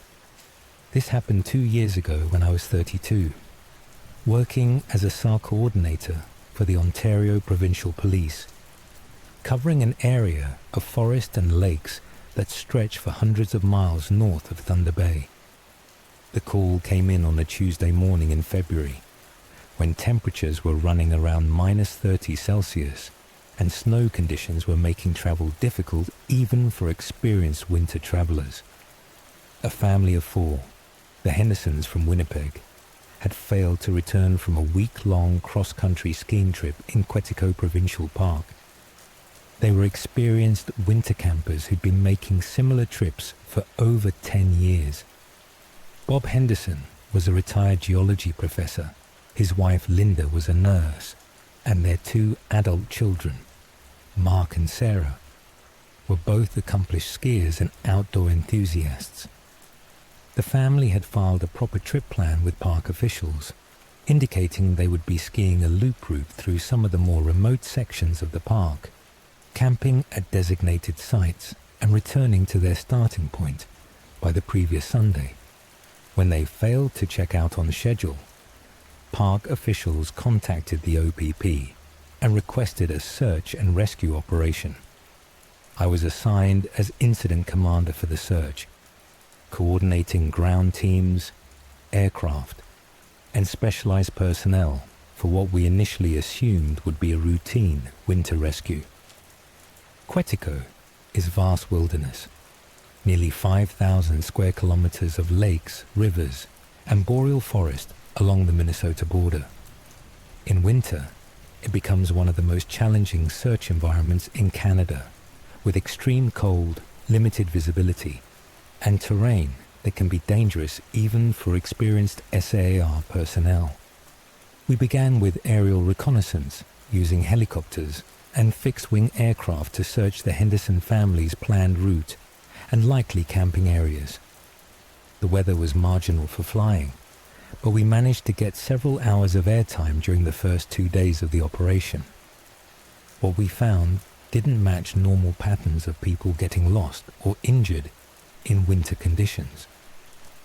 At 2 of their planned camping sites, we discovered evidence that the family had been there. 10 sites, fire pits, equipment caches, but the camps showed signs of hasty abandonment. Sleeping bags and personal gear were left behind, food was scattered around the campsites, and equipment was damaged in ways that suggested the family had left quickly under stressful circumstances. Most disturbing were the tracks we found around the abandoned campsites. Mixed with normal ski tracks and boot prints were much larger impressions, showing creatures that walked upright but had feet that were over 18 inches long. The large tracks approached the campsites from multiple directions, suggesting several individuals that had converged on the family's locations. They led away from the camps toward areas of dense forest that would be difficult to follow, even with specialized tracking equipment. Sergeant Dave McKinnon, who'd been doing SAR work in northern Ontario for over 15 years, couldn't identify the unusual tracks. "They're not from any animal I'm familiar with," he told me during our second day briefing. "The size, the gait pattern, everything suggests something that doesn't belong in this environment." We expanded the search area and brought in additional ground teams with specialized winter survival and tracking skills. The teams found more abandoned equipment and clothing scattered along what appeared to be a trail leading deeper into the wilderness. Some of the items showed damage that couldn't be explained by normal winter travel or wildlife encounters. Jackets and pants were torn in patterns that suggested something with large claws had ripped the fabric. Backpacks were opened and their contents scattered, but nothing appeared to have been taken. On our 4th day, one of our ground teams found something that convinced me we were dealing with more than a simple case of people getting lost in winter conditions. In a clearing about 10 miles from the family's last known campsite, they discovered what appeared to be the remains of a feeding site. Human bones that had been broken and scattered around the area, showing evidence of having been gnawed by something with large, powerful teeth. The bones were fresh, probably from within the past week, and they showed damage patterns that weren't consistent with any known predator in the Quetico region. More disturbing were the drag marks in the snow, showing heavy objects being moved to and from the feeding site. Dr. Amanda Foster, our forensic specialist, examined the evidence and confirmed our worst fears. "These are definitely human remains," she reported. "The damage patterns suggest predation by something much larger than wolves or bears, and the way the bins have been processed indicates systematic consumption rather than scavenging." That evening, we heard sounds from the forest around our base camp that made everyone understand why the Henderson family hadn't survived their encounter with whatever lived in the remote sections of Quetico Park. Low moaning that seemed to come from multiple directions around our camp, sometimes lasting for hours and sometimes interrupted by what sounded like attempted communication. Not animal calls, but vocalizations that had the rhythm of speech without being recognizable as any human language. The sounds were accompanied by the feeling of being watched from the darkness beyond our camp perimeters. Several team members reported seeing tall figures moving between the trees, apparently observing our activities, but maintaining distance from our lights and equipment. Through night vision equipment, I was able to confirm what the others had been seeing. Creatures that were enormous, probably 9 or 10 feet tall, but so emaciated they appeared skeletal. They moved through the forest with coordination that suggested intelligence and planning. When one of them stepped into a clearing where I could observe it clearly, I understood why the Henderson family hadn't been able to escape or defend themselves. The creature was grey and gaunt, with limbs that were unnaturally long and a face that was elongated in ways that suggested a skull that had been stretched or distorted. But the expression I saw was what convinced me that we needed to terminate the search operation immediately. The creature looked at our camp with desperate hunger, like something that had been starving for months and viewed our team as potential prey rather than rescuers. I called off the search the following morning, citing equipment problems and dangerous weather conditions.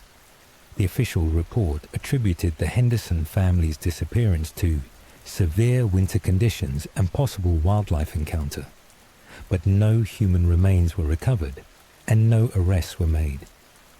The area where we'd found the feeding site was designated as off-limits for future recreational activities, and Quetico Park officials quietly modified their backcountry travel recommendations to discourage winter camping in the most remote sections. I continued working SR operations for another year, but I was more selective about accepting assignments in extremely remote wilderness areas during winter months. When other coordinators asked me about the Henderson case, I would focus on the challenges of winter search operations and the importance of proper emergency equipment. But I never forgot what I'd seen in those forests north of Thunder Bay, and I always wondered how many other disappearances in remote wilderness areas might have explanations that don't appear in official reports or statistical analyses of backcountry safety. Story 10. The Fire Tower.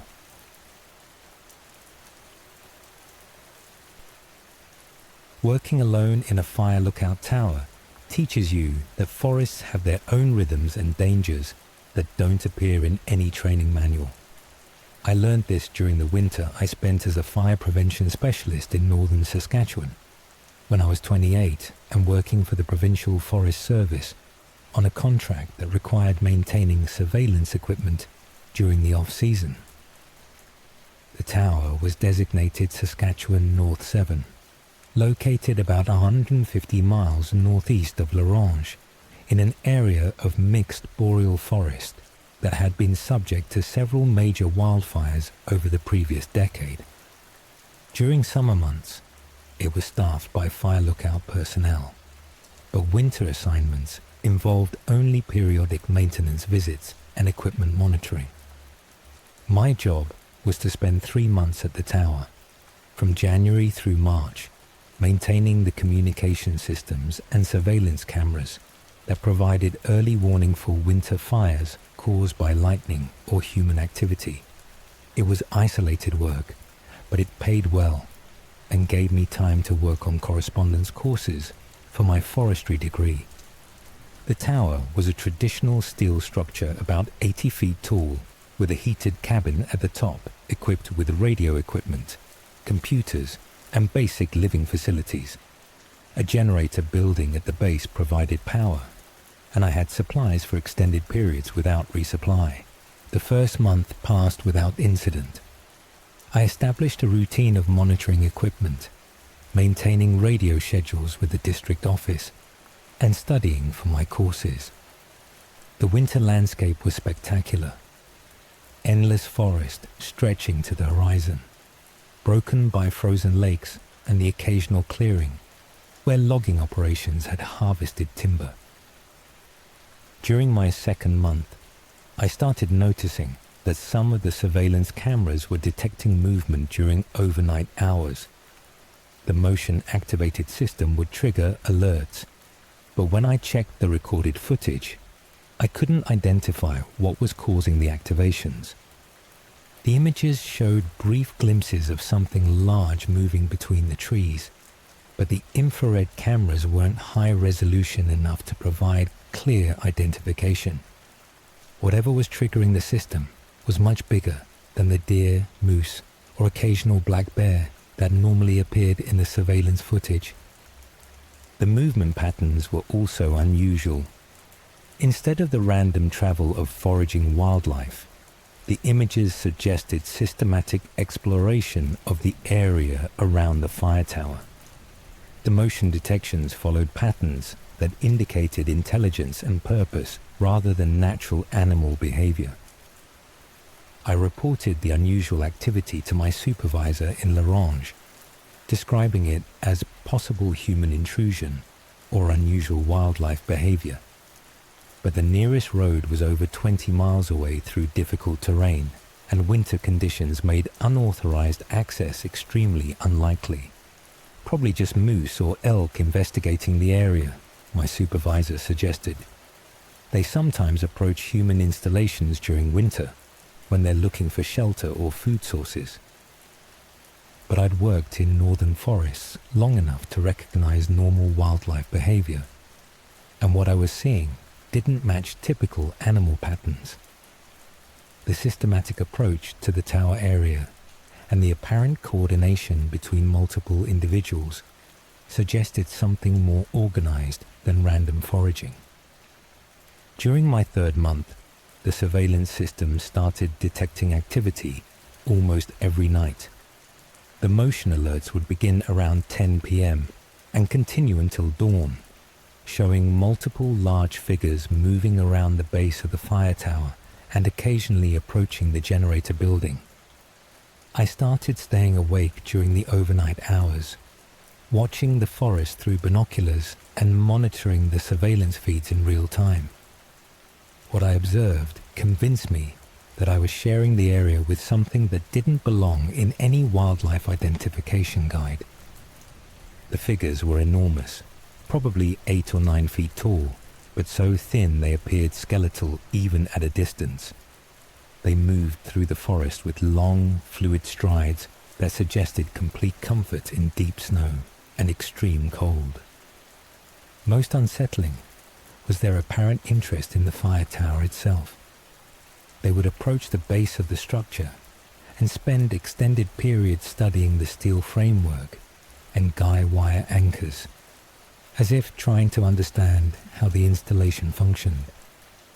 Sometimes I could hear sounds that might have been attempts at communication, low moaning or calling that had the rhythm of speech, but wasn't recognizable as any human language. The sounds would echo between the figures, suggesting coordination and planning. One night in early March, I had a direct encounter that convinced me I needed to request early extraction from the assignment. I was monitoring surveillance feeds when I detected movement directly below the tower cabin. Looking down from the 80-foot height, I could see a tall, gaunt figure climbing the steel framework of the tower, with movements that suggested complete familiarity with the structure. The creature was grey and emaciated, with limbs that were unnaturally long and thin. It climbed with fluid grace, using hands that seemed too large and had too many fingers. When it looked up toward the cabin, I could see a face that was elongated in ways that suggested a skull that had been stretched or distorted. But the expression I saw was what terrified me most. The creature looked at the tower cabin with desperate hunger, like something that had been starving for months and had finally located potential prey. It reached the halfway point of the tower before stopping and making a sound that was part moan, part howl, and entirely inhuman. The call was answered by similar sounds from other locations around the base of the tower, suggesting I was surrounded by multiple individuals. I radioed for immediate extraction, reporting equipment failures and dangerous weather conditions. The Forest Service helicopter reached my location the following afternoon, but by then there was no sign of the creatures and no evidence of the overnight encounter. When I filed my final report, I focused on the surveillance system malfunctions and the challenges of winter maintenance in such isolated conditions. I recommended that future assignments be limited to 2-person teams with enhanced communication and emergency equipment. I completed my forestry degree and secured a position with the Provincial Parks Department, working in areas that were closer to populated regions and had regular visitor traffic.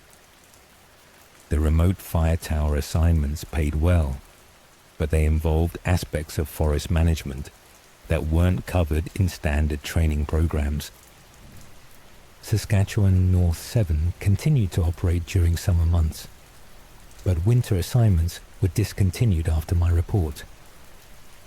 The official reason was budget constraints and changing fire prevention priorities. But those of us who worked the remote installations understood that some locations required precautions that went beyond normal safety protocols. Story 11. The Snowmobile Guide. Leading winter tours through the backcountry of northern Quebec taught me that some clients bring more than just enthusiasm for outdoor adventure. Sometimes they bring something that's been following them through the wilderness. This happened 3 years ago when I was 35, working as a licensed guide for Arctic adventures, taking groups on multi-day snowmobile expeditions through some of the most remote terrain in eastern Canada. The trip I'm describing was a 5-day tour through the Mont Tongat region, about 200 miles northeast of Schefferville. My clients were 3 experienced riders from Ontario, David Chen, Mike Patterson, and Steve Morrison, who wanted to explore areas that were inaccessible except during winter months, when the lakes and rivers were frozen solid. I'd been guiding snowmobile tours for about 12 years and knew the Tongat region as well as anyone. The terrain was spectacular but challenging. Rolling hills covered with spruce and fir forest, connected by frozen waterways that provided natural travel corridors through otherwise impassable wilderness. The weather forecast looked good for our planned route. Temperatures around -25 Celsius, light winds, and clear skies that would provide excellent visibility for navigation and photography. We were carrying camping gear and supplies for extended backcountry travel, including emergency equipment for survival in extreme conditions. The first 2 days went exactly as planned. We covered about 150 kilometers of varied terrain, camping at designated sites and enjoying some of the best winter scenery that northern Quebec has to offer. The clients were experienced riders who handled their machines well and appreciated the wilderness experience. But during our third day, Mike started reporting that he felt like something was following our group.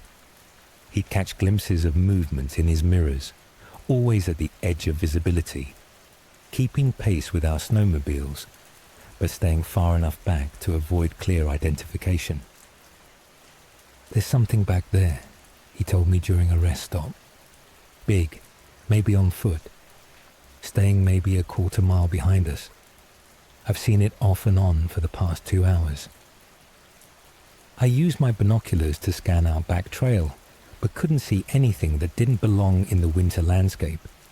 Moose were common in the area, and they sometimes followed snowmobile trails when the packed snow made travel easier than breaking through deep powder. "Probably just wildlife," I told the group. "Moose, maybe caribou, using our trail. Nothing to worry about as long as we maintain reasonable speeds and don't surprise them." But over the following hours, all 3 clients reported similar sightings. Something large moving parallel to our route, sometimes visible crossing open areas, sometimes just a sense of presence in the forest alongside our trail. David, who was riding sweep position at the back of our group, was most concerned about what he was observing. "Whatever it is, it's not normal wildlife behavior," he reported during our next stop. "It's definitely following us specifically, not just using our trail. When we stop, it stops. When we change direction, it adjusts to maintain the same relative position." That evening, while we were setting up camp near a frozen lake, I found tracks in the snow that confirmed the client's observations. Something had been paralleling our route, but the footprints weren't from any animal I recognized. The tracks were enormous, nearly 2 feet long, and showed a creature that walked upright with a stride length that indicated an individual over 8 feet tall. The prints were accompanied by drag marks that suggested the creature was having difficulty maintaining its footing in deep snow. Most disturbing was the pattern the tracks made around our camping area. They formed complete circles at distances of about 100 yards, as if whatever was making them had been studying our activities from multiple vantage points. I didn't share the details of what I'd found with the clients, but I did suggest that we modify our route to avoid the most remote sections of our planned itinerary. "Weather conditions are changing," I told them, pointing to clouds building on the northern horizon. "We should stick to more traveled routes in case we need to reach shelter quickly." But the creature continued following us on our 4th day, and the clients were becoming increasingly nervous about our uninvited companion. Steve, who was an experienced outdoorsman, was particularly disturbed by what he'd observed. "I've spent a lot of time in the wilderness," he told me during lunch break. "I've never seen anything move the way this thing does. It's too fluid for something that big, and it doesn't seem to be affected by the cold or the deep snow." That afternoon, while we were traveling through a section of dense forest, our pursuit became more aggressive. Instead of staying at a distance, the creature began approaching closer to our snowmobile train, sometimes visible through the trees only 50 or 60 yards away. Through brief glimpses between the spruce and fir, I could see that it was enormous and gaunt, with limbs that seemed unnaturally long for its body. It moved with loping strides that covered ground much faster than should have been possible in such difficult conditions. Most unsettling was the sound it made while following us, a low moaning that was just audible above the noise of our snowmobile engines. Not animal calls, but vocalizations that had the rhythm of speech without being recognizable as any human language. Around 3 p.m., the creature made its first direct approach to our group. David, who was riding at the back, radioed that something was running alongside his snowmobile about 20 yards away, keeping perfect pace with his 40 km/h speed. "Jesus Christ, His voice crackled over the radio. "This thing is huge. It's running on 2 legs, but it's got to be 9 feet tall. And it's looking right at me." I told the group to increase speed and stay close together. But the creature continued its approach, sometimes running alongside individual riders, sometimes cutting across our path from one side of the trail to the other. When Mike got his first clear look at the creature, his description made me realize we were dealing with something that posed a serious threat to our safety. "It's grey and skeletal," he reported. "Looks like something that's been starving for months. And when it opened its mouth, I could see teeth that were broken and yellowed, like someone who's been gnawing on bones." But the expression he described was what convinced me we needed to abort the tour immediately. "It looked at me with pure hunger," Mike continued. "Not normal hunger for food, but something desperate and consuming. Like it viewed me as prey rather than just another person in the wilderness." I made the decision to cut cross-country toward the nearest community, rather than continuing with our planned route. We had GPS coordinates for an Inuit village about 60 kilometers to the northeast, accessible by traveling across a series of frozen lakes that would provide faster travel than forest trails. But as we changed direction, the creature's pursuit became more intense. Instead of following at a distance, it began making direct approaches to individual riders, sometimes coming within arm's length of their machines. The clients handled the situation better than I expected, maintaining formation and following my navigation instructions while dealing with a creature that seemed determined to separate someone from the group. Steve had the most frightening encounter, when the creature actually reached out and touched his snowmobile while running alongside him. "I felt claws scraping against the side panel," he radioed. "Long fingers with what felt like claws at the ends. It was trying to grab onto something, maybe the handlebar or my jacket." We reached the village just before sunset, arriving at a community of about 40 people who were surprised but welcoming to unexpected visitors. The village elder, an older woman named Mary Kanguk, listened to my explanation of why we'd arrived off our planned schedule. When I described our encounters with the creature that had been following us, her expression became serious. "You were wise to come here," she told me in English, mixed with Inuktitut. "There are things in the deep forest that are always hungry, always looking for people who travel alone or in small groups."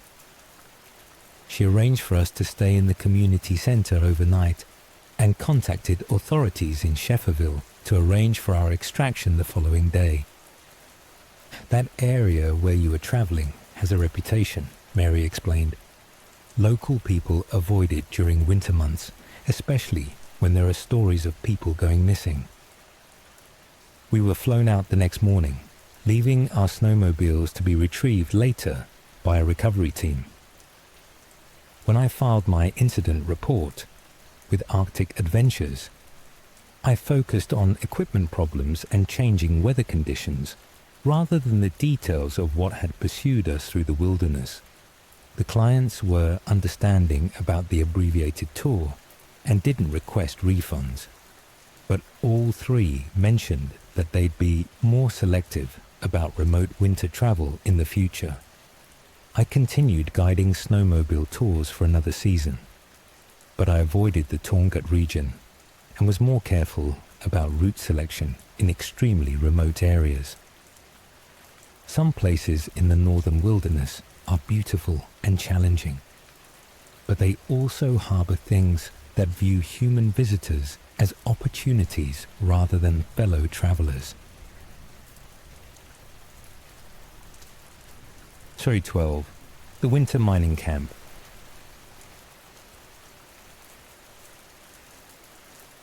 Working at remote mining operations in northern Canada during winter teaches you that isolation can reveal aspects of human nature that most people never have to confront. But sometimes it reveals things that aren't human at all. This happened during my second winter as a heavy equipment operator at a gold exploration site about 300 kilometers northeast of Yellowknife when I was 31 and working for Northland Mining Corporation. The site was a typical northern operation, a collection of heated trailers, equipment sheds, and work areas connected by ploughed roads and surrounded by thousands of square kilometers of boreal forest. We were a crew of 18 men working around the clock to extract core samples and evaluate the commercial potential of what appeared to be a significant gold deposit. The work was demanding but well paid. 12-hour shifts in temperatures that regularly dropped below -40 Celsius, operating bulldozers, excavators, and drilling equipment to access ore bodies buried under permafrost and overburden. Most of the crew lived on site during their rotations, staying in heated trailers and eating in a central mess hall that served as the social center for the camp. We worked 3 weeks on, 1 week off, with transportation to and from Yellowknife provided by the company. I'd been at the site for about 6 weeks when we started noticing signs that something was taking an interest in our operation. Equipment left outside overnight would be moved or damaged in ways that didn't match normal weather effects or mechanical failures. Bulldozer blade positions would be changed. Hydraulic lines would show teeth marks that suggested something with large jaws had been testing the equipment, and fuel caps would be removed from machinery despite being secured with locks. Our site supervisor, Big Jim Anderson, attributed the problems to curious wildlife attracted by the noise and activity of the mining operation. Bears, maybe wolves, investigating our equipment, he decided. Nothing that can't be handled with better security and equipment storage. But the crew members who worked night shifts started reporting sightings that didn't match normal wildlife behavior. Large shapes moving between buildings, sounds that didn't belong to any animal they were familiar with, and the persistent feeling of being watched while working in areas beyond the camp's perimeter lighting. Tommy Kowalski, who operated the night shift drill rig, was most concerned about what he'd been observing. "There's something out there that's studying our operation," he told me during shift change one morning. "Not just curious about the noise and lights, but actually trying to understand what we're doing and how our equipment works." Tommy described encounters with creatures that appeared to be much larger than any known wildlife in the area, moving with coordination that suggested intelligence rather than random animal behavior. "They approach the drill rig when I'm working," he explained. "Not aggressive exactly, but definitely interested in the machinery and the drilling process. Sometimes I can see them standing just outside the light, watching me work for hours at a time." The situation escalated during our 8th week at the site, when temperatures dropped to -45 Celsius, and several pieces of equipment experienced what appeared to be systematic sabotage. Hydraulic hoses were severed with precise cuts that suggested tools rather than animal claws.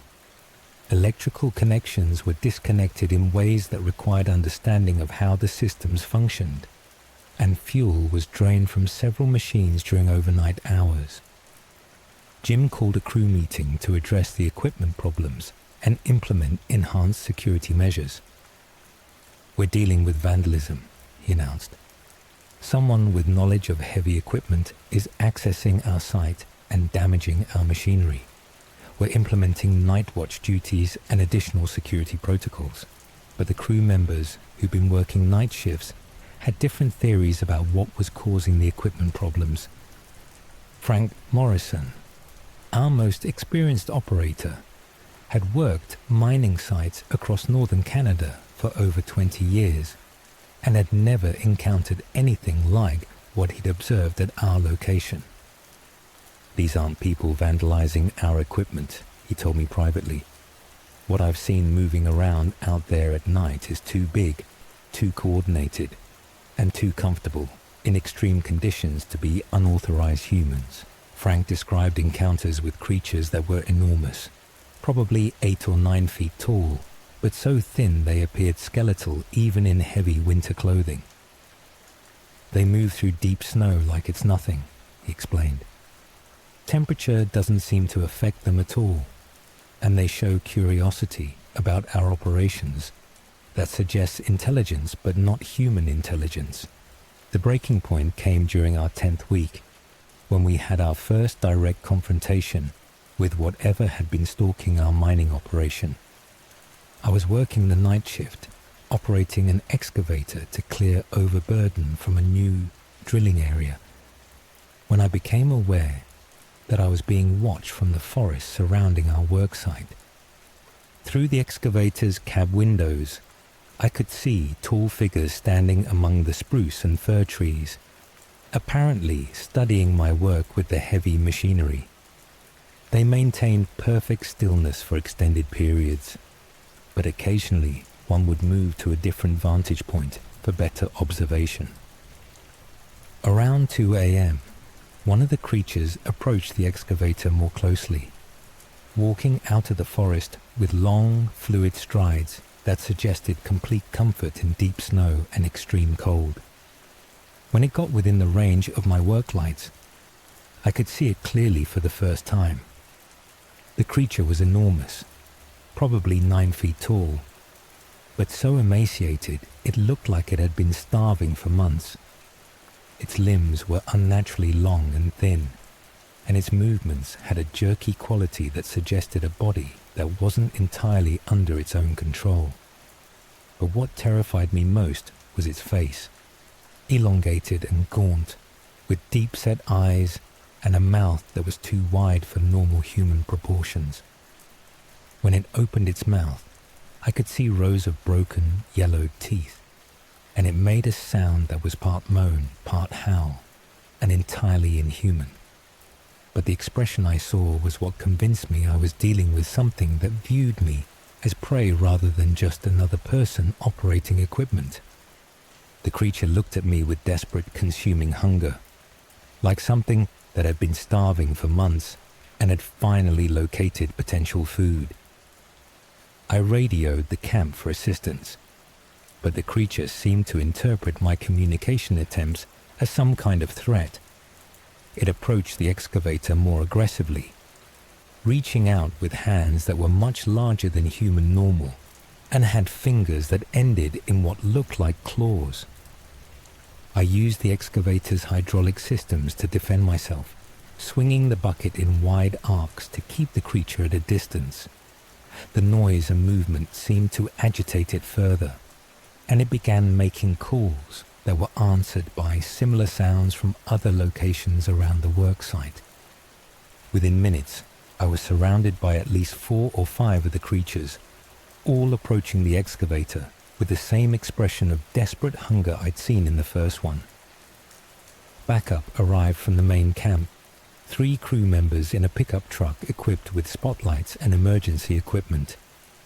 The creatures retreated when confronted by additional humans and bright lights, but they remained visible at the forest edge, apparently waiting for another opportunity. Jim made the decision to suspend operations and evacuate the site the following day.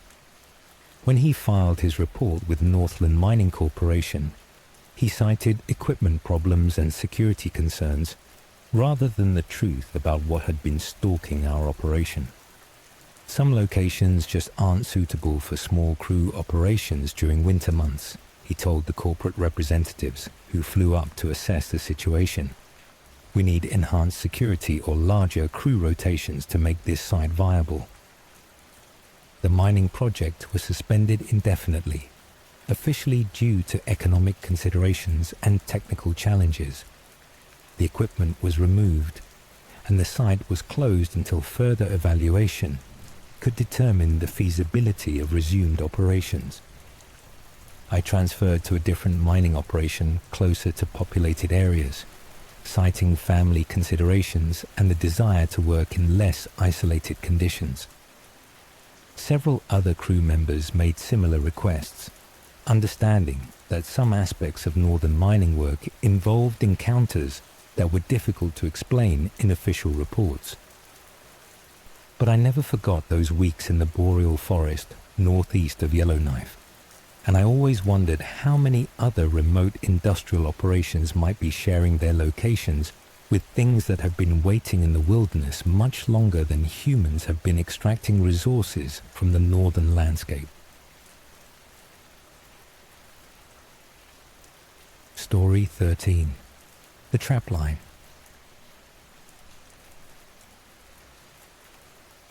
Running a trapline in the northern wilderness of Manitoba taught me that the forest has its own relationships with hunger and survival that don't always align with human understanding of how predators and prey interact. This lesson came during the winter I spent working a 200-kilometer trapline circuit northeast of Thompson when I was 29 and trying to make a living from fur prices that were barely covering my expenses. Trapping is solitary work that requires extensive knowledge of animal behavior, weather patterns, and wilderness survival skills. My trapline covered a vast area of mixed boreal forest, muskeg, and frozen waterways, accessible only by snowmobile and requiring about 2 weeks to complete a full circuit of trap maintenance and fur collection. I'd been running trap lines in northern Manitoba for about 5 years and had developed efficient routes and techniques for maximizing my catch while maintaining sustainable practices. The work was physically demanding and financially uncertain, but it provided independence and the kind of wilderness experience that was becoming increasingly rare. The trapline I'm describing consisted of about 400 individual trap sets, targeting marten, lynx, wolverine, and other fur-bearing species that commanded decent prices at the regional fur auction. I'd spend 2 weeks on the trail, camping in a series of small cabins and tent camps, then return to Thompson to process and sell my catch. The winter I'm talking about started normally enough. November and December produced reasonable catches, and fur prices were stable enough to justify the time and expense of maintaining such an extensive operation. But during my January circuit, I started finding evidence that something was interfering with my traps and affecting the normal movement patterns of the animals I was targeting. Traps would be sprung without catching anything. Bait would be removed from sets without triggering the mechanisms, and entire trap lines would be cleared of fur-bearing animals, as if something had driven them away from areas where they normally concentrated. More puzzling were the tracks I found around my disturbed trap sets. Footprints that were much larger than any local wildlife, showing creatures that walked upright but had feet that were over 18 inches long. The prints were accompanied by signs that whatever was making them had been systematically investigating my traps, apparently trying to understand how the mechanisms functioned and why animals were attracted to the bait. Some traps showed evidence of deliberate manipulation, springs adjusted, trigger mechanisms modified, bait replaced with materials that weren't part of my normal setup. Whoever or whatever was interfering with my trap line demonstrated knowledge of trapping techniques and animal behavior. I mentioned the problems to other trappers when I returned to Thompson, but most attributed the difficulties to increased competition from other trappers or changes in animal population caused by environmental factors. Old Pete Sinclair, who'd been running trap lines in northern Manitoba for over 40 years, was more concerned about my description of the unusual tracks and trap interference. There's things in the deep bush that have their own relationship with hunting and trapping, he told me over coffee at the Northern Lights Hotel. Sometimes they get curious about human methods, and sometimes they decide our activities are interfering with their own hunting. Pete suggested I might want to consider shortening my trapline or avoiding the most remote sections where I'd been finding the unusual sign. Some areas just aren't suitable for solo trapping operations, he advised, especially during the coldest months when things get desperate for food and start taking risks they wouldn't normally consider. But I had too much invested in the trapline to abandon productive areas based on speculation about unknown interference.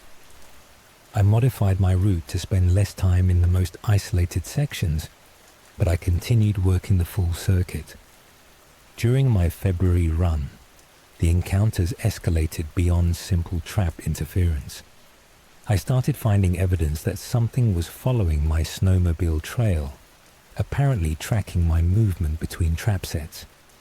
The same enormous footprints would appear along my route, sometimes paralleling the trail for miles, sometimes crossing from one side to the other at locations where I'd stopped to check traps. Most unsettling were the campsites where I'd find evidence that I'd been observed during overnight stops. Footprints around my tent or cabin, handprints on windows, and signs that whatever was watching me had spent extended periods studying my equipment and activities. The breaking point came during my March circuit, when I had direct encounters that convinced me my trapline was being hunted by something that viewed me as prey, rather than just another trapper working the wilderness. I was checking a marten set about 60 kilometers from the nearest road, when I became aware that I was being watched from the forest surrounding the trap location. Through the trees, I could see a tall, gaunt figure observing my work from about 50 yards away. It stood perfectly still for several minutes, apparently studying my trapping techniques and the way I handled the caught marten. When I completed my work and prepared to move to the next trap set, the figure began following me, maintaining the same distance but matching my pace exactly as I traveled between locations on snowshoes. Over the following hours, I realized that I was being systematically stalked by multiple individuals. I would catch glimpses of movement in different locations around my route, suggesting coordination and planning that went beyond simple curiosity about my activities. The figures were enormous, probably 8 or 9 feet tall, but so thin they appeared skeletal even in the extreme cold that required me to wear heavy winter clothing for survival. They moved through deep snow and dense forest with ease that suggested complete adaptation to northern wilderness conditions. But their movements had a jerky, uncoordinated quality that reminded me of marionettes being controlled by inexperienced puppeteers. The most terrifying encounter occurred at my overnight camp, a small trapping cabin I'd built at the halfway point of my circuit. As I was preparing dinner, I heard sounds outside that didn't belong to normal forest acoustics. Scraping noises on the cabin walls, testing of the door handle, and tapping on the windows that suggested someone or something was trying to understand how the building was constructed and how to gain entry. Through the window, I could see one of the creatures examining the cabin with obvious intelligence, using hands that were much larger than a human normal to probe the door frame and window latches. The creature was grey and emaciated, with a face that was elongated in ways that suggested a skull that had been stretched or distorted. When it became aware of my observation, it pressed its face against the window and revealed a mouth full of broken, yellowed teeth. But the expression I saw was what convinced me that I was dealing with something that had been starving for extended periods and viewed me as a potential meal rather than just another person working in the wilderness. The creature looked at me with desperate, consuming hunger, like something that had been waiting months for an opportunity like my arrival at the remote cabin. I spent the night barricaded inside the cabin, listening to multiple creatures moving around the building and testing various entry points. The sounds continued until dawn, sometimes accompanied by vocalizations that had the rhythm of speech but weren't recognizable as any human language. When daylight came, I packed my gear and abandoned the remainder of my trapline circuit, traveling as quickly as possible back toward Thompson and the safety of populated areas. I never returned to complete that trap line, and I eventually sold my trap sets and equipment to other trappers who were willing to work the more remote areas of northern Manitoba. When other trappers asked why I'd given up such a productive operation, I would mention equipment problems and changing market conditions, rather than the truth about what I'd encountered in the wilderness northeast of Thompson. But I always wondered how many other solitary workers in the northern forests might have had similar encounters with things that have been hunting in those woods much longer than humans have been setting traps and extracting resources from the boreal landscape.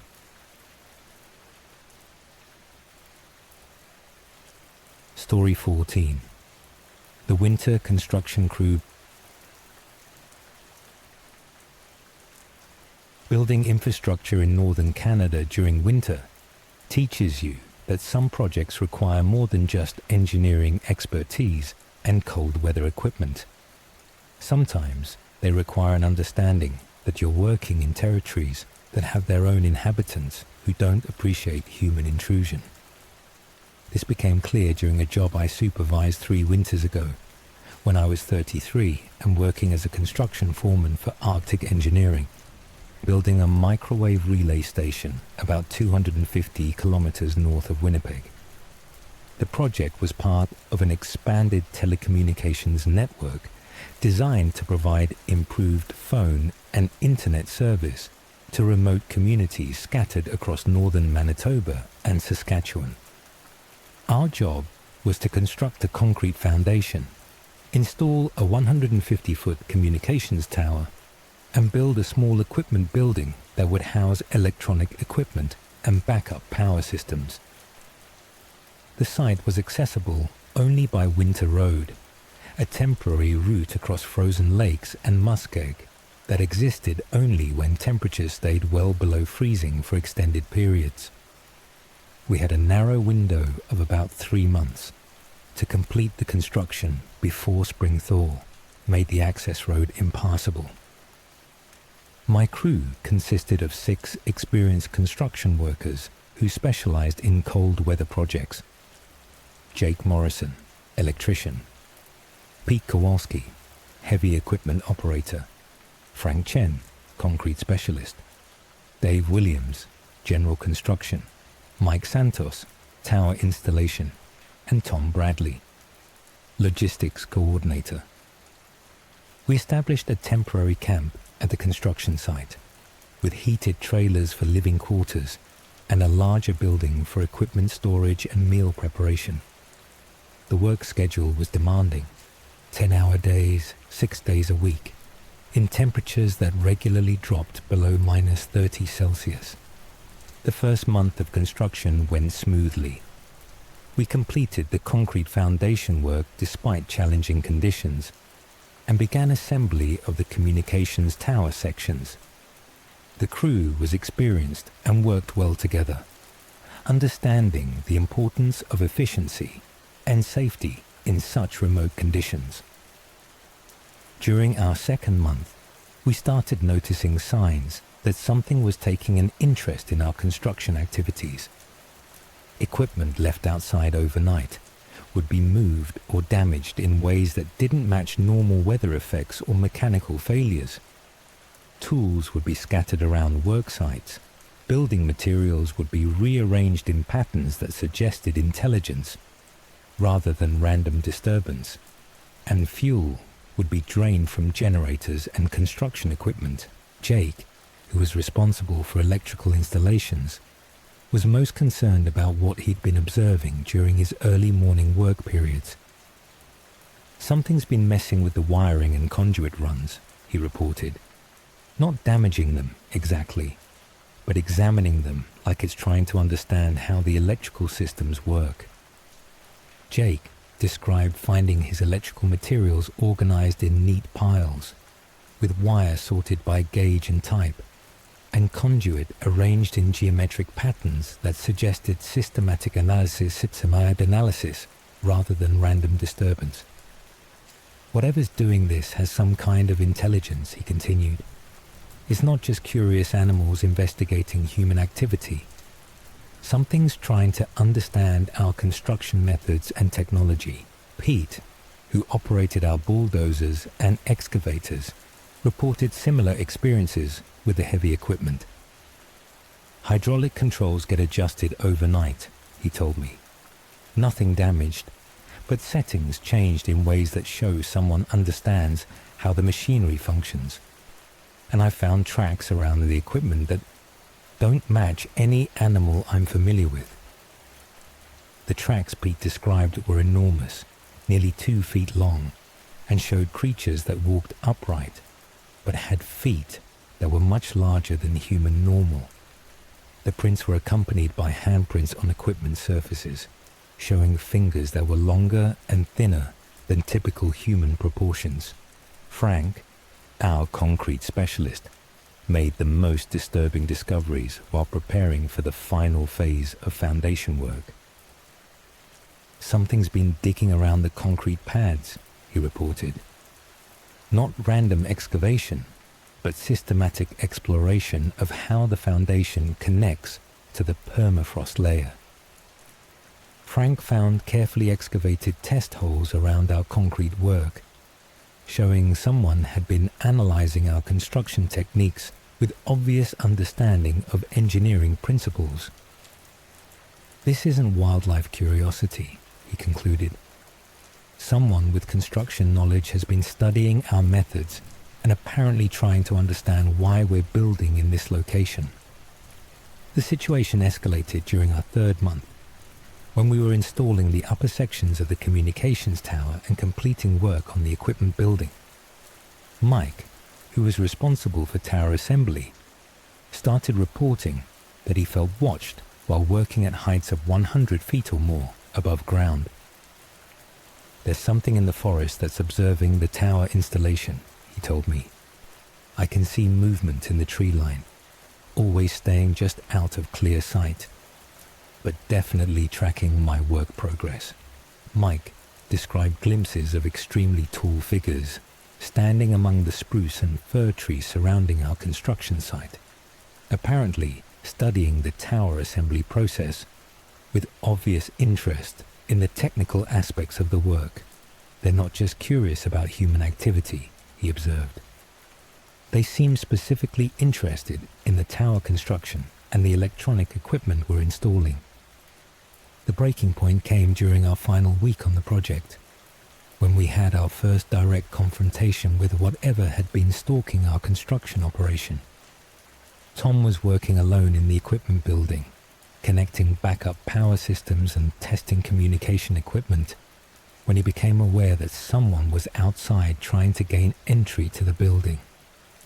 Not breaking in exactly, he radioed to me, but testing the door handles and windows like they're trying to understand how to operate the latches and locks. I joined Tom in the equipment building and could see through the windows that we were surrounded by tall, gaunt figures who were examining the structure with obvious intelligence and purpose. The figures were enormous, probably 9 feet tall, but so emaciated they looked like they'd been starving for months.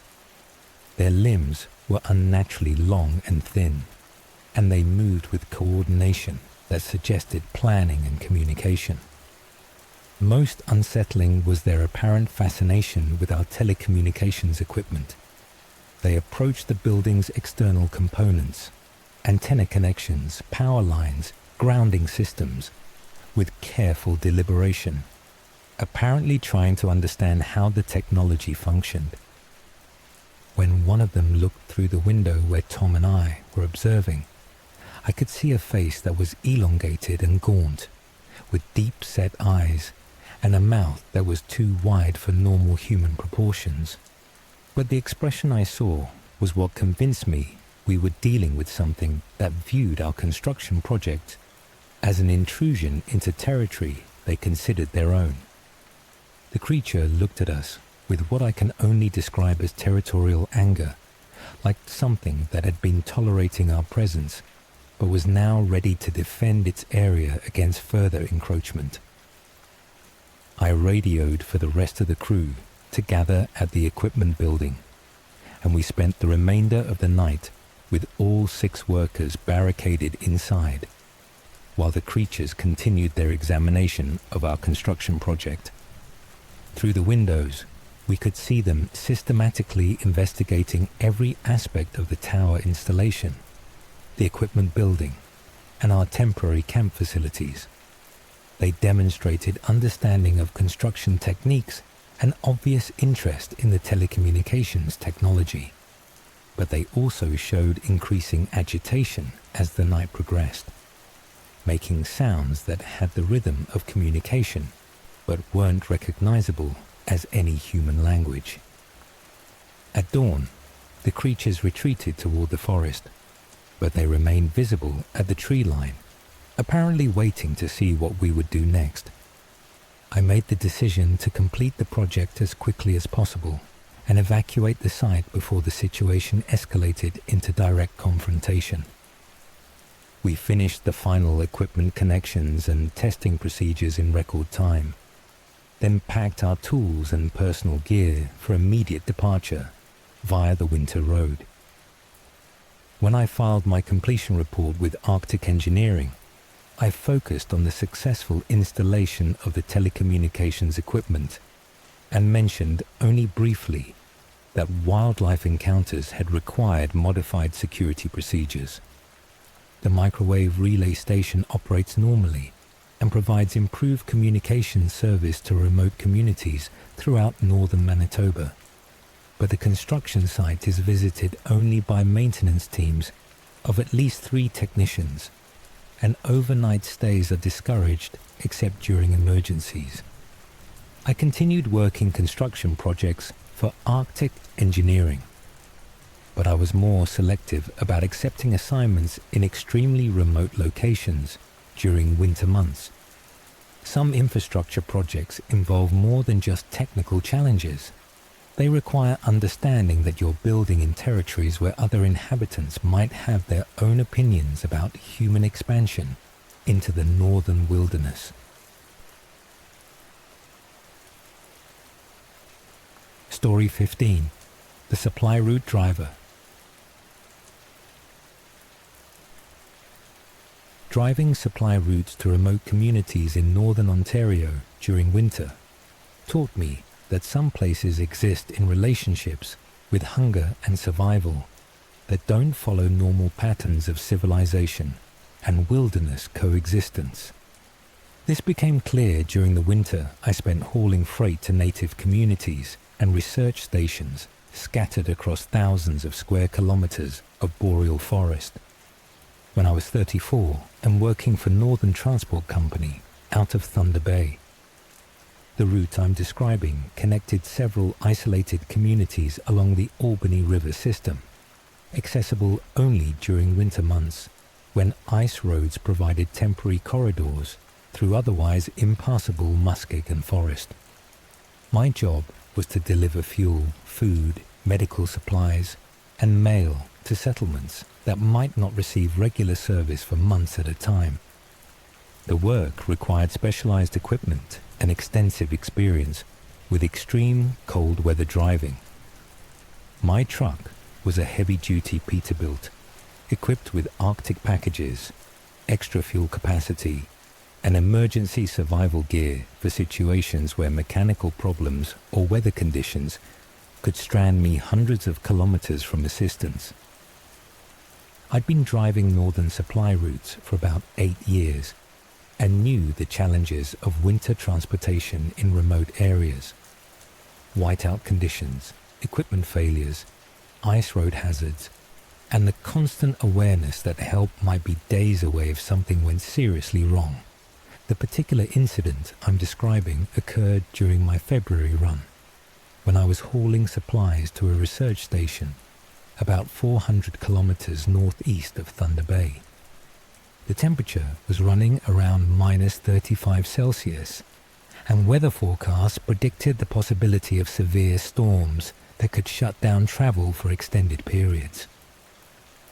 The research station was operated by the Ministry of Natural Resources, studying climate change effects on boreal forest ecosystems. The facility housed 6 researchers during winter months and required monthly resupply of fuel, food, and scientific equipment. I'd made the run successfully for 3 previous months and knew the route well enough to handle most weather and road conditions that might develop. But this trip felt different from the beginning, an uneasiness that I couldn't attribute to specific problems with weather, equipment, or road conditions. About halfway to the research station, I started noticing that something was following my truck. In my mirrors, I could see movement parallel to the ice road, staying just at the edge of visibility but maintaining the same speed as my vehicle. At first, I figured it was probably wolves or caribou that had been attracted by the noise of my diesel engine and were using the packed ice road for easier travel through deep snow. But whatever was following me maintained exactly the same speed as my truck, even when I slowed down or accelerated to test my observations. When I stopped to check my equipment and cargo, the movement in the forest would stop as well. Through binoculars, I could see that it was much larger than any normal wildlife in the area.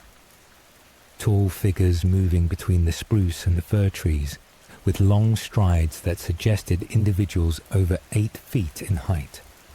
The figures appeared to be walking upright, and they moved with coordination that indicated communication and planning, rather than random animal behavior.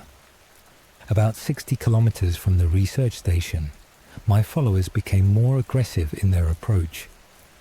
Instead of staying parallel to the road at a distance, they began crossing in front of my truck and approaching much closer to the ice road. Through my windshield, I could see them clearly for the first time. They were enormous, probably 9 feet tall, but so emaciated they appeared skeletal.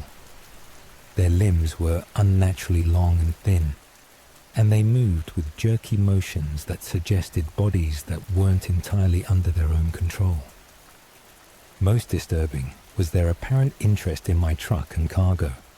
They would approach the vehicle and examine it with obvious intelligence, studying the trailer configuration and apparently trying to understand what I was hauling and where I was taking it. When one of them looked through my driver's side window, I could see a face that was elongated and gaunt, with deep-set eyes and a mouth that was too wide for normal human proportions. But the expression I saw was what convinced me that I was dealing with something that had been starving for extended periods and viewed my cargo as a potential food source. The creature looked at my truck with desperate, consuming hunger, like something that had been waiting for an opportunity, like my supply run, to access resources it needed for survival. I increased speed and tried to reach the research station before the situation escalated, but the creatures seemed to understand my intentions.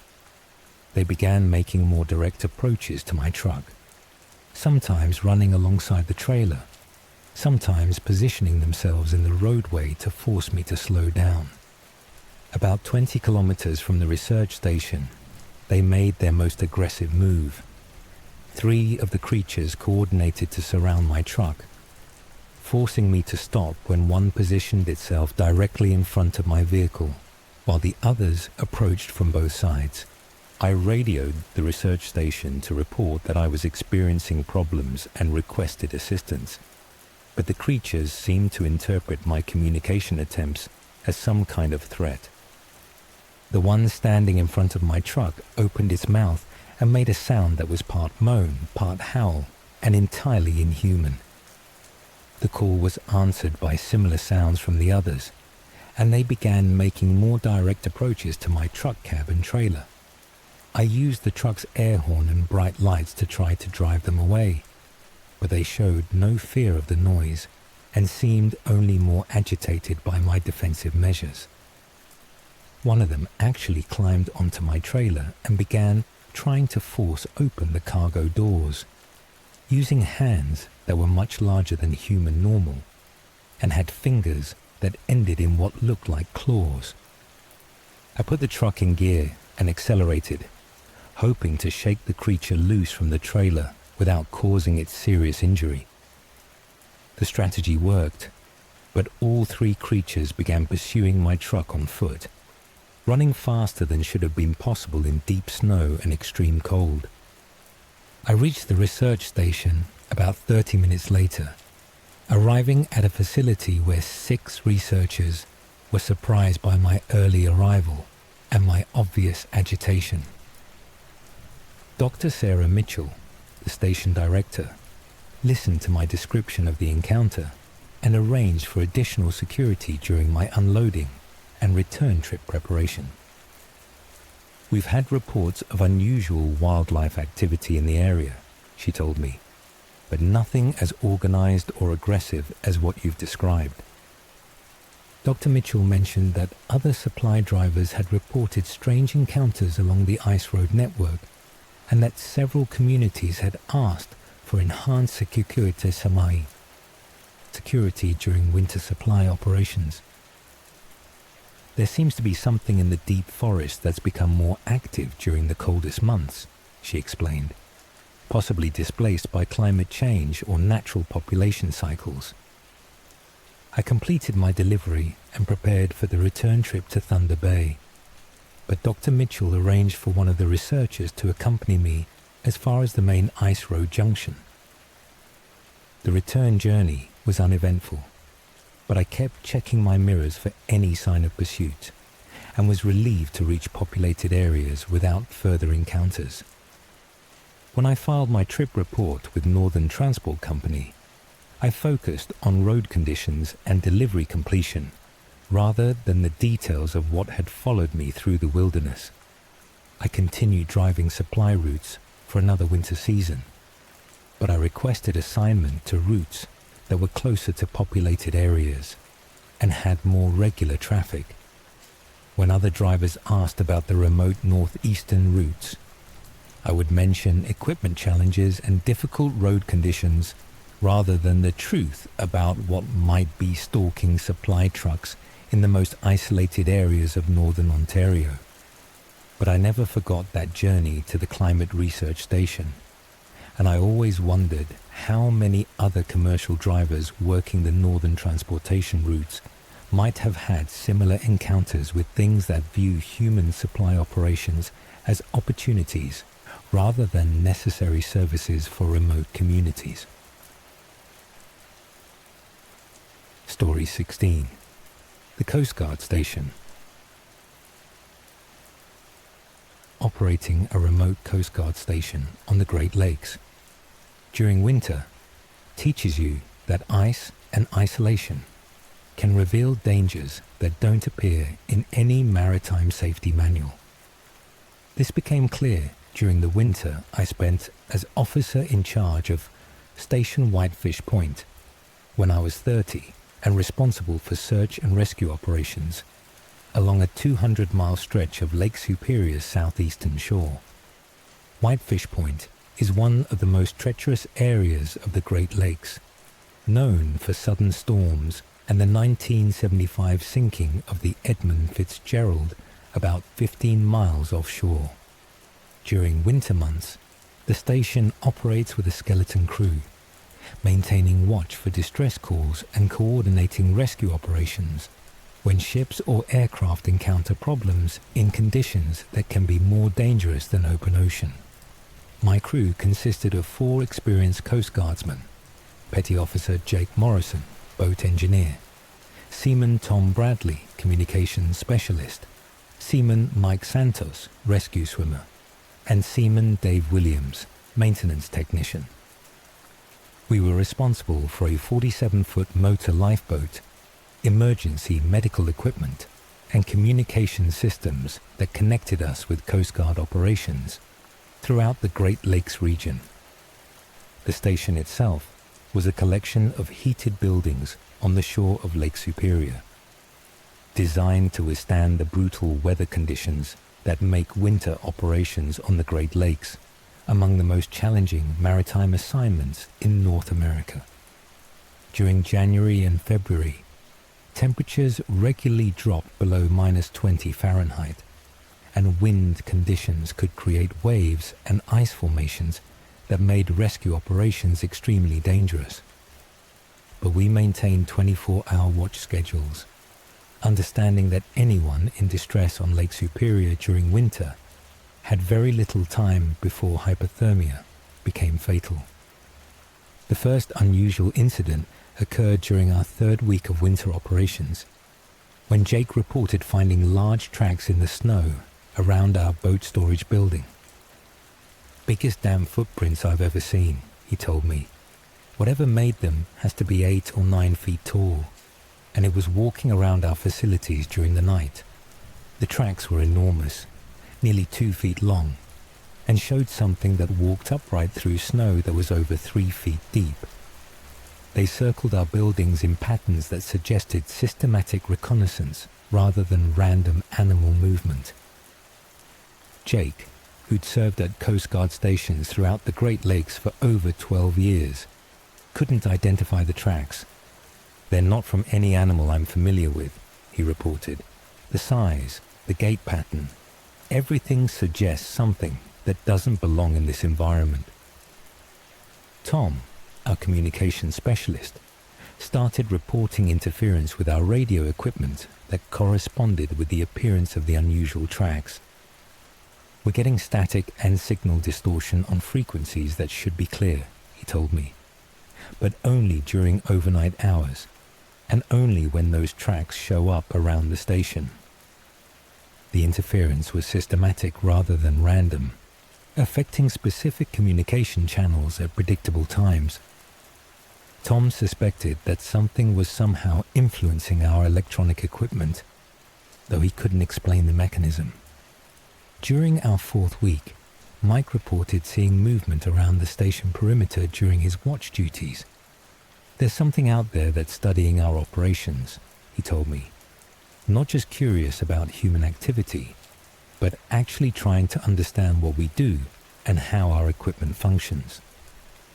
Mike described glimpses of extremely tall figures moving between buildings with coordination that suggested intelligence and purpose rather than random wildlife behavior.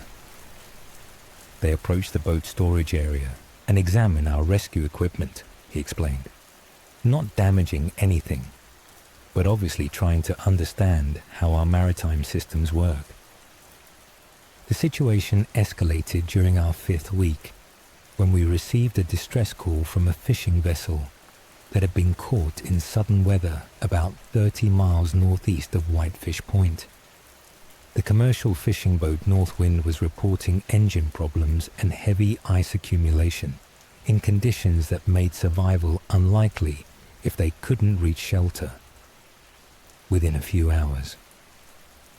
We launched our 47-foot motor lifeboat in marginal conditions.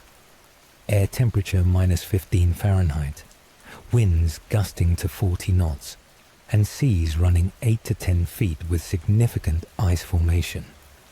The rescue operation went smoothly initially. We located the Northwind, transferred the 3-man crew to our lifeboat, and began the return trip to Whitefish Point. But about 10 miles from shore, we encountered something that convinced me our station had been under observation by entities that weren't human. Dave, who was operating our radar and navigation equipment, reported contacts that didn't match any known vessels or aircraft in the area. "I'm showing multiple large contacts moving parallel to our course," he reported. "They're maintaining exactly the same speed as our lifeboat, but they're not showing up on maritime tracking systems." Through binoculars, I could see what appeared to be figures moving across the ice formations near shore. keeping pace with our 25-knot speed, despite traveling over extremely rough and dangerous surface conditions. The figures were enormous, probably 9 feet tall, but so thin they appeared skeletal even in the poor visibility of the winter storm. They moved across ice and open water with ease that suggested complete adaptation to Great Lakes winter conditions. Most disturbing was their apparent interest in our rescue operation. They seemed to be tracking our progress and studying our maritime rescue techniques with obvious intelligence. Jake, who was monitoring our engine systems, reported unusual readings that coincided with the appearance of the strange contacts. "Something's affecting our electronics," he told me. "Not mechanical problems, but interference patterns that suggest external influence on our navigation and communication equipment." As we approached Whitefish Point, the figures began making more direct approaches to our lifeboat. Instead of staying parallel to our course, they began crossing our wake and approaching much closer to our vessel. Through the storm conditions, I could see them clearly for the first time. They were gaunt and grey, with limbs that were unnaturally long and faces that were elongated in ways that suggested skulls that had been stretched or distorted. When one of them looked directly at our lifeboat, I could see deep-set eyes and a mouth that was too wide for normal human proportions. But the expression I saw was what convinced me we were dealing with something that viewed our rescue operation as an opportunity rather than a humanitarian mission. The creature looked at our vessel with desperate, consuming hunger, like something that had been starving for extended periods, and saw our crew and survivors as potential prey. Mike, our rescue swimmer, reported that the water temperature readings didn't make sense for the behavior we were observing. "These things are moving through water that's just above freezing," he said. "No human could survive more than a few minutes in these conditions." But they seemed completely unaffected by hypothermia. As we reached the harbour entrance, the creatures made their most aggressive approach. 3 of them positioned themselves in our path, forcing me to alter course to avoid collision. But they weren't trying to stop our rescue operation. Instead, they seemed to be studying our vessel and crew with obvious interest in maritime rescue techniques and equipment. I used our spotlight to signal them away from our approach path, and they retreated to the harbour edges, but they remained visible throughout our docking and crew transfer procedures. The survivors from the North Wind were transferred to emergency medical care and eventually returned to their home port. But all 3 mentioned that they'd been aware of unusual contacts during their distress situation. "We could see something moving on the ice while we were waiting for rescue," Captain Pete Kowalski told me. "Thought it might be other fishermen, but they were too big and too comfortable in the conditions that would have killed normal people." I filed my rescue report with Coast Guard headquarters, focusing on the successful crew transfer and the professional performance of my team. I mentioned unusual radar contacts, but attributed them to weather conditions and electronic interference. But I also requested enhanced security measures for Station Whitefish Point, citing increased wildlife activity and the need for additional safety protocols during winter operations. The Coast Guard approved upgraded communication equipment and additional emergency supplies, officially for improved rescue capabilities, but also to provide better security for station personnel. I completed my assignment at Whitefish Point and transferred to a station closer to populated areas, citing family considerations and career development opportunities. My replacement lasted only 6 weeks before requesting transfer to a different assignment. He reported equipment problems and communication difficulties, but mentioned privately that the station felt wrong during overnight watch duties. Station Whitefish Point continues to operate with enhanced staffing levels and improved communication protocols. The official reason is optimized rescue capabilities. But those of us who've served on remote Great Lakes stations understand that some maritime environments require precautions that go beyond standard Coast Guard safety procedures.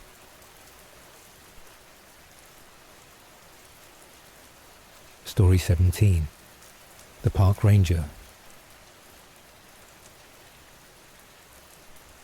Patrolling remote wilderness areas during winter teaches you that national parks have their own inhabitants who don't appear in any wildlife management manuals.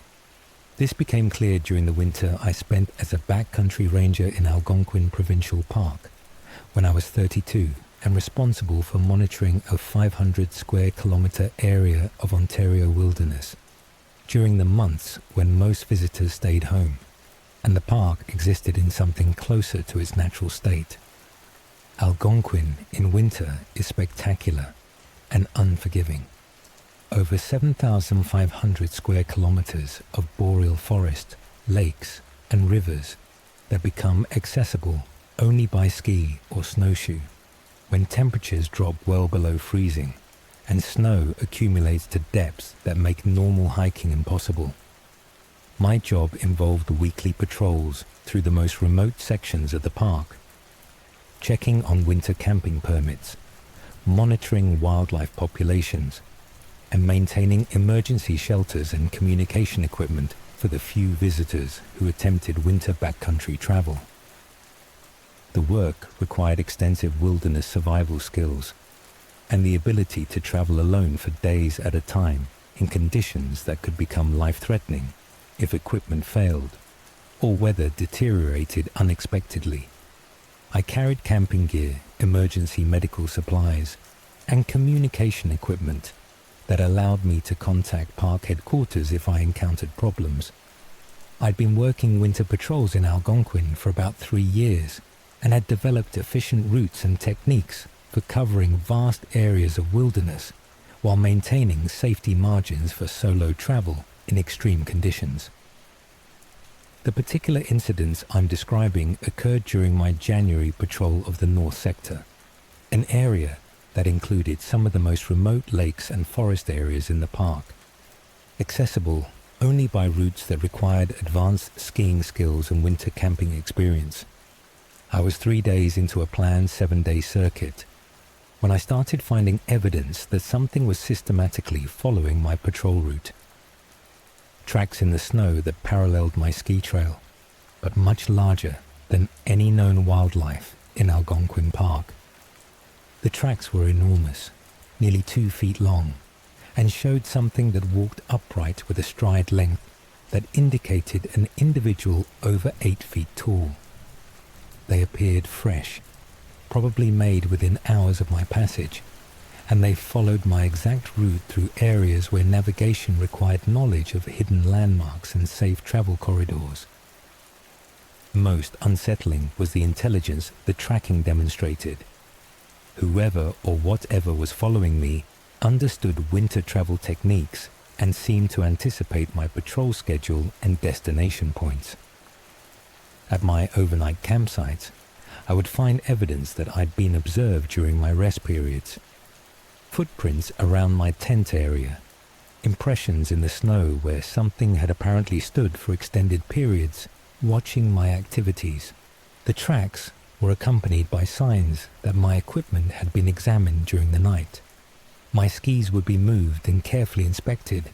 My backpack would show signs of systematic examination, and my camping gear would be rearranged in ways that suggested someone trying to understand how wilderness survival equipment functioned. On my 4th day, while I was checking an emergency shelter near Opiongo Lake, I encountered direct evidence that I was sharing the wilderness with something that viewed my presence as an opportunity rather than just another person doing park maintenance. I was inside the shelter, updating the logbook and checking emergency supplies, when I heard someone testing the door handle from outside. Through the shelter's small window, I could see a tall, gaunt figure examining the building with obvious intelligence and purpose. It was using hands that were much larger than human normal to probe the doorframe and latch mechanism. The figure was enormous, probably 9 feet tall, but so emaciated it looked like it had been starving for months. Its limbs were unnaturally long and thin, and its movements had a jerky quality that suggested a body that wasn't entirely under its own control. When it became aware of my observation, it turned and looked directly at me through the window. The face was elongated and gaunt, with deep-set eyes and a mouth that was too wide for normal human proportions. But the expression I saw was what convinced me that I was dealing with something that had been waiting for an opportunity like my solo patrol to access resources it needed for survival. The creature looked at me with desperate, consuming hunger, like something that had been starving for extended periods, and viewed me as potential prey rather than just another park employee. I tried to establish radio contact with park headquarters, but my communication equipment wasn't functioning properly. The radio would power on, but I couldn't transmit or receive on any frequency. The creature remained outside the shelter for over 2 hours, occasionally testing the door and windows, but never attempting to force entry. It seemed patient and methodical, apparently waiting for me to emerge, rather than trying to break into the building. Through the window, I could see other figures moving around the shelter area, suggesting I was surrounded by multiple individuals. They demonstrated coordination that indicated communication and planning beyond simple animal behavior. When darkness fell, I could hear sounds that didn't belong to normal winter forest acoustics. Low moaning that seemed to come from multiple directions around the shelter, sometimes lasting for extended periods, and sometimes interrupted by what sounded like attempted communication. The sounds had the rhythm of speech, but weren't recognizable as any human language. They seemed to be discussing my presence and perhaps planning their next actions. I spent the night inside the emergency shelter, monitoring the situation through the window and trying unsuccessfully to establish radio communication. The creatures remained active throughout the night, occasionally approaching the building and testing various entry points. At dawn, they retreated toward the forest, but they remained visible at the tree line, apparently waiting to see what I would do next. I made the decision to abort my patrol and return to park headquarters as quickly as possible. I packed my gear and began skiing toward the nearest access road, about 40 kilometers away through difficult terrain. But the creatures followed me throughout my escape route. I would catch glimpses of them moving parallel to my ski trail, sometimes visible crossing open areas, sometimes just a sense of presence in the forest alongside my path. They maintained the same pace as my skiing, even when I pushed myself to maximum speed in an effort to outdistance them. When I stopped to rest or check navigation, they would stop as well, suggesting they were deliberately matching my travel schedule. Most unsettling was their apparent understanding of my route and destination. They seemed to anticipate my turns and rest stops, sometimes positioning themselves ahead of my planned course. Around noon, while I was crossing a large lake, I could see them clearly for the first time in daylight. Multiple figures moving across the snow-covered ice with long, loping strides that covered ground much faster than should have been possible in deep snow and extreme cold. They were all enormous and gaunt, with the same skeletal appearance and unnaturally long limbs I'd observed at the emergency shelter. But they moved with coordination that suggested they were working together to monitor my movement and perhaps coordinate an approach. When one of them got close enough for detailed observation, I could see that it was grey and emaciated, with a face that showed the desperate hunger I'd observed the previous day.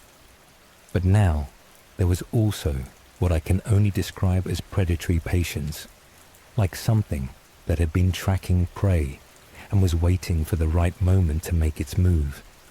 I reached the access road without direct confrontation, but I could see the creatures watching my departure from the forest edge.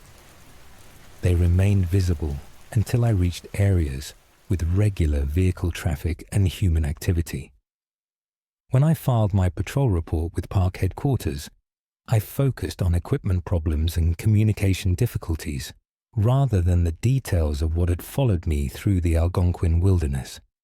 I mentioned unusual wildlife activity and recommended enhanced safety protocols for solo winter patrols, but I avoided specifics that would have raised questions about my psychological condition or fitness for remote assignments. Park management approved upgraded communication equipment and modified patrol procedures to require two-person teams for the most remote winter assignments. The official reason was improved safety protocols, but I suspect my report influenced their decision to avoid solo patrols in certain areas of the park. I transferred to summer interpretive programs and visitor services, citing career development interests and the desire to work more directly with park visitors. But I never forgot those days in the north sector of Algonquin Park, and I always wondered how many other wilderness professionals working in remote areas during winter months might have encountered things that have been living in those forests much longer than humans have been designated to manage and protect them. Story 18. The Telecommunications Technician.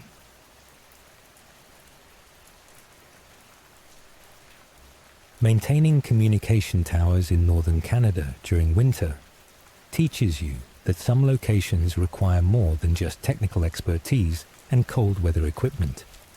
Sometimes they require an understanding that you're working in territories where other entities have their own relationship with technology and human presence.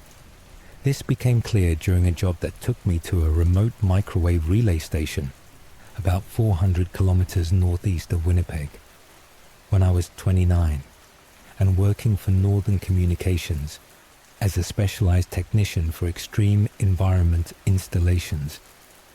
The tower was designated Manitoba North 12, a 200-foot structure that provided critical communication links between isolated communities and the provincial telecommunication network. During winter months, the site was accessible only by helicopter or specialized all-terrain vehicles capable of traversing frozen muskeg and forest terrain. My assignment was to upgrade the site's electronic equipment and repair antenna systems that had been damaged by ice storms and extreme wind conditions. The work was expected to take 5 days, requiring me to camp at the site and work alone with specialized test equipment and replacement components. The tower site consisted of the main structure, a small equipment building, and a generator shed, all surrounded by cleared areas and access roads that were maintained during summer months but became impassable during winter, except for helicopter operations. I'd worked similar assignments throughout northern Canada for about 6 years and was experienced with the technical challenges and survival requirements for solo work in extreme isolation. The combination of electronic expertise and wilderness survival skills made me valuable for assignments that most technicians couldn't handle. The flight to Manitoba North 12 took about 3 hours by helicopter, crossing vast expanses of boreal forest, broken by frozen lakes and the occasional mining road or logging operation. The pilot who transported me was experienced with northern operations and understood the importance of precise timing for pickup schedules in such remote locations. "Weather forecast looks good for the next 5 days," he told me as we unloaded my equipment and supplies. "But if conditions change, you'll need to activate your emergency beacon immediately. This area doesn't get regular aircraft traffic, so search and rescue could take days to reach you. I established my camp in the equipment building, which had basic heating and was designed to protect electronic systems from extreme weather. My work involved climbing the tower to service antennas and microwave dishes, then returning to ground level to test and calibrate the communication equipment. The first 2 days went exactly as planned. I completed the antenna repairs and began the process of upgrading electronic components that required precise alignment and testing. The weather remained stable, and I was making good progress on schedule.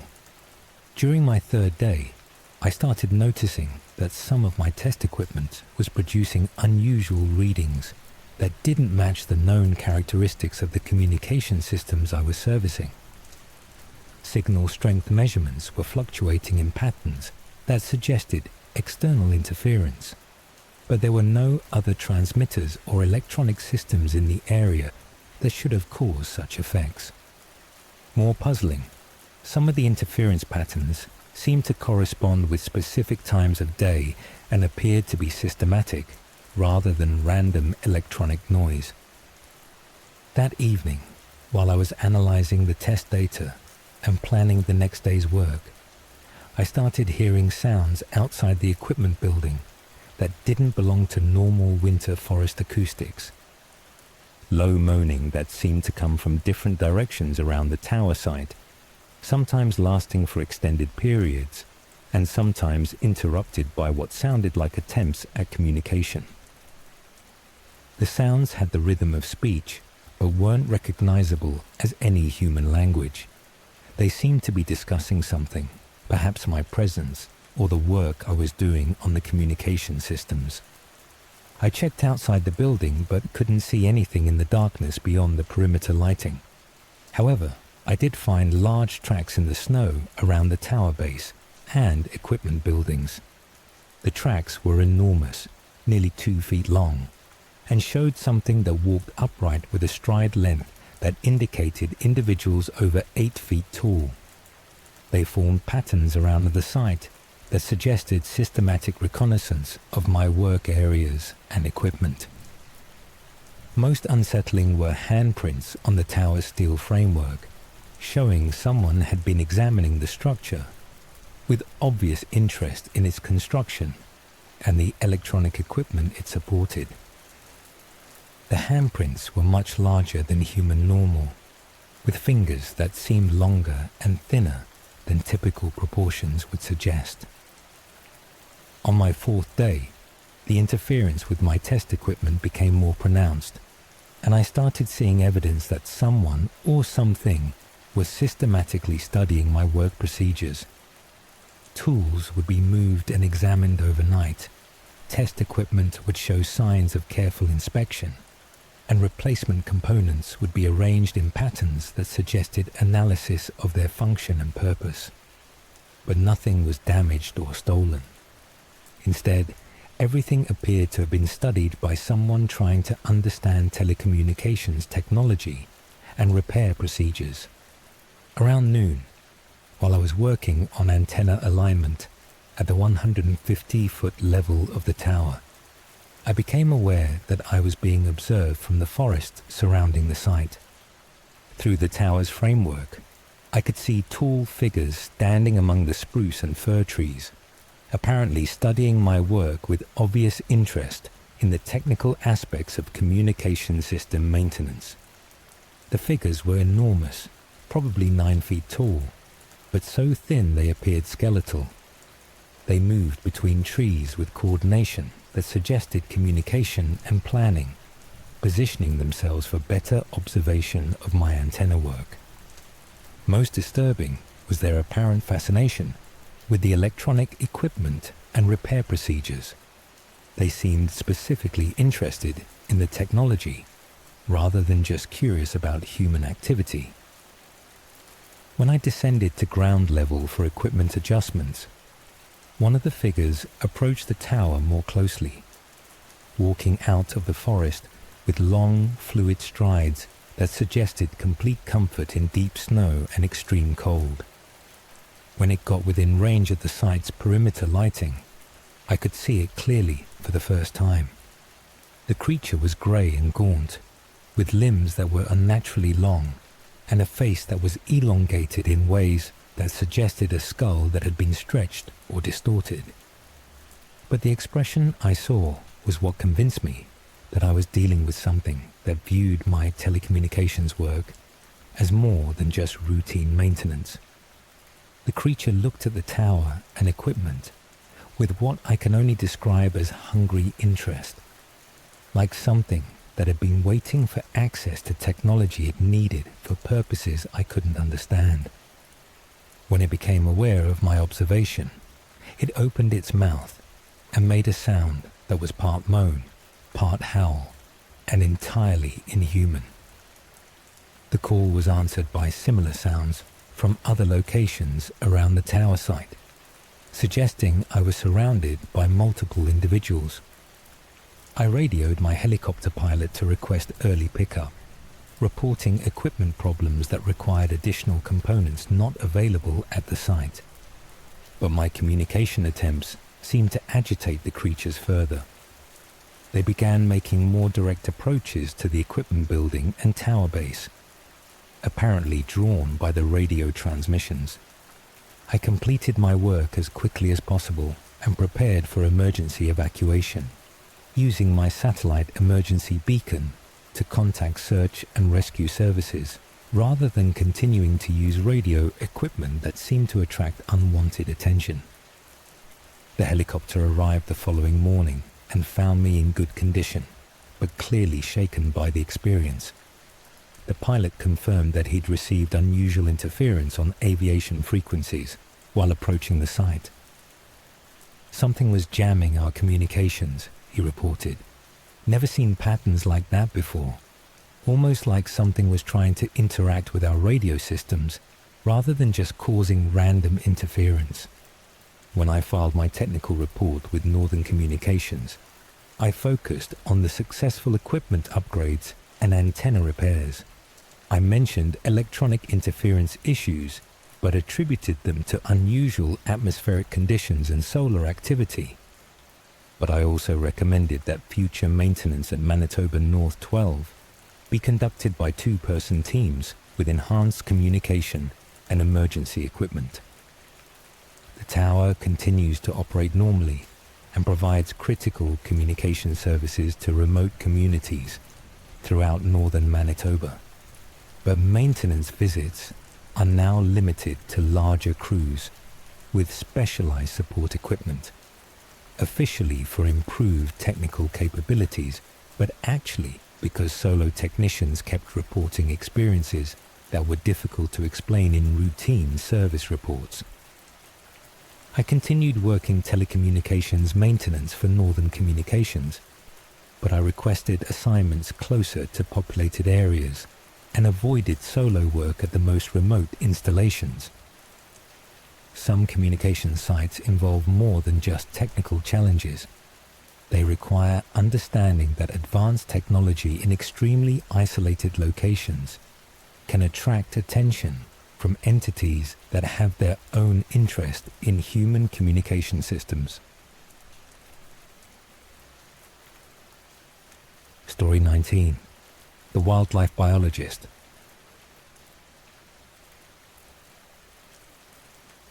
Studying winter wildlife populations in the remote wilderness of northern Alaska taught me that some animals exist in relationships with hunger and survival that don't appear in any field guide or research manual. This became clear during the winter I spent tracking caribou migration patterns for the Alaska Department of Fish and Game when I was 28, and conducting research that required following herds across hundreds of miles of tundra and boreal forest north of Fairbanks. The project involved monitoring radio-collared caribou to understand how climate change was affecting traditional migration routes and calving areas. The work required extensive travel by snowmobile and aircraft, camping in extreme conditions, and maintaining detailed records of animal behavior and population dynamics.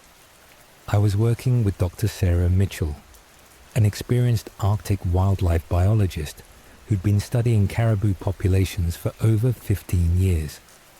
Our research team also included Jake Morrison, field assistant, and Tom Bradley, pilot, who provided aircraft support for accessing remote study areas.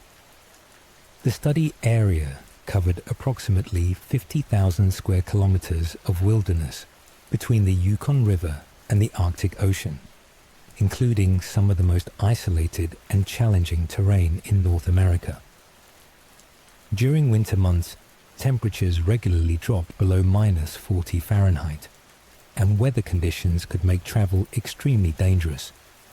We'd established a series of base camps at strategic locations along known migration corridors, allowing us to monitor caribou movement without disrupting natural behavior patterns. The camps were equipped with heated shelters, communication equipment, and supplies for extended periods of independent operation. During our second month in the field, we started noticing that something was affecting the normal behavior patterns of the caribou herds we were studying. Instead of following traditional migration routes, the animals were avoiding certain areas and detouring around regions they'd used consistently for decades. The changes couldn't be explained by weather conditions, vegetation patterns, or other environmental factors in our database. Dr. Mitchell was puzzled by the behavioral anomalies we were documenting. The animals are acting like there's a predator threat in specific areas, she observed, but we're not seeing evidence of increased wolf activity or other known factors that would cause such dramatic route changes. Jake, who was responsible for tracking individual animals and maintaining our radio monitoring equipment, reported that some of the collared caribou were showing stress responses that didn't match normal migration behavior. Their heart rates are elevated, and they're showing avoidance behaviors that suggest they're encountering something they perceive as a significant threat, he told us during one of our daily briefings.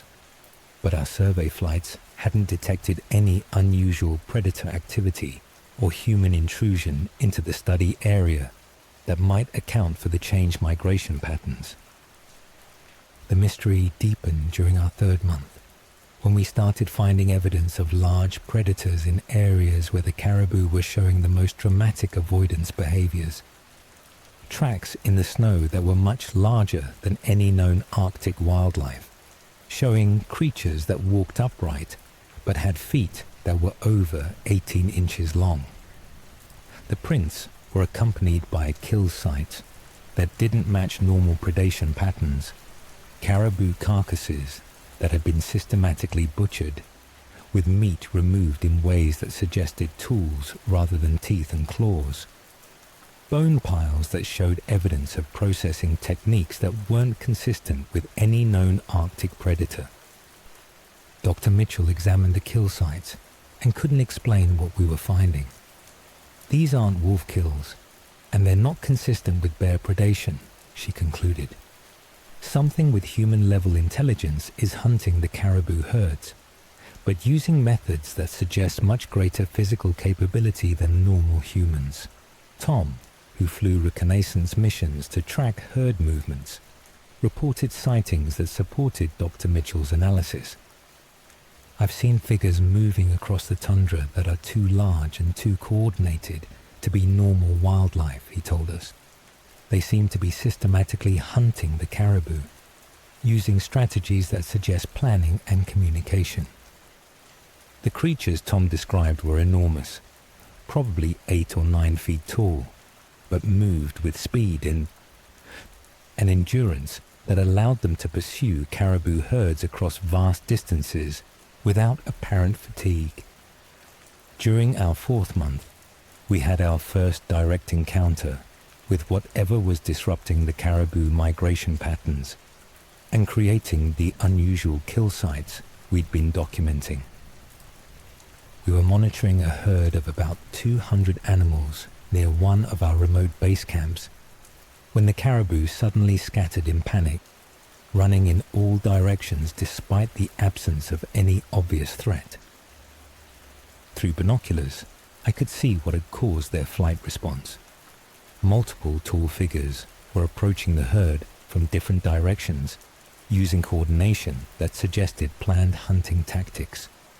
The figures were enormous and gaunt, with limbs that were unnaturally long and movements that suggested incredible speed and endurance despite the harsh Arctic conditions. But what was most disturbing was their hunting behavior. Instead of pursuing individual animals, they were using systematic drives to separate specific caribou from the main herd, working together in ways that demonstrated sophisticated understanding of animal behavior. Dr. Mitchell observed the hunt through our research telescope and documented hunting techniques that didn't match any known Arctic predator. They're using complex strategies that require communication and advanced planning, she reported. And their physical capabilities are far beyond anything that should be possible in these temperature and terrain conditions.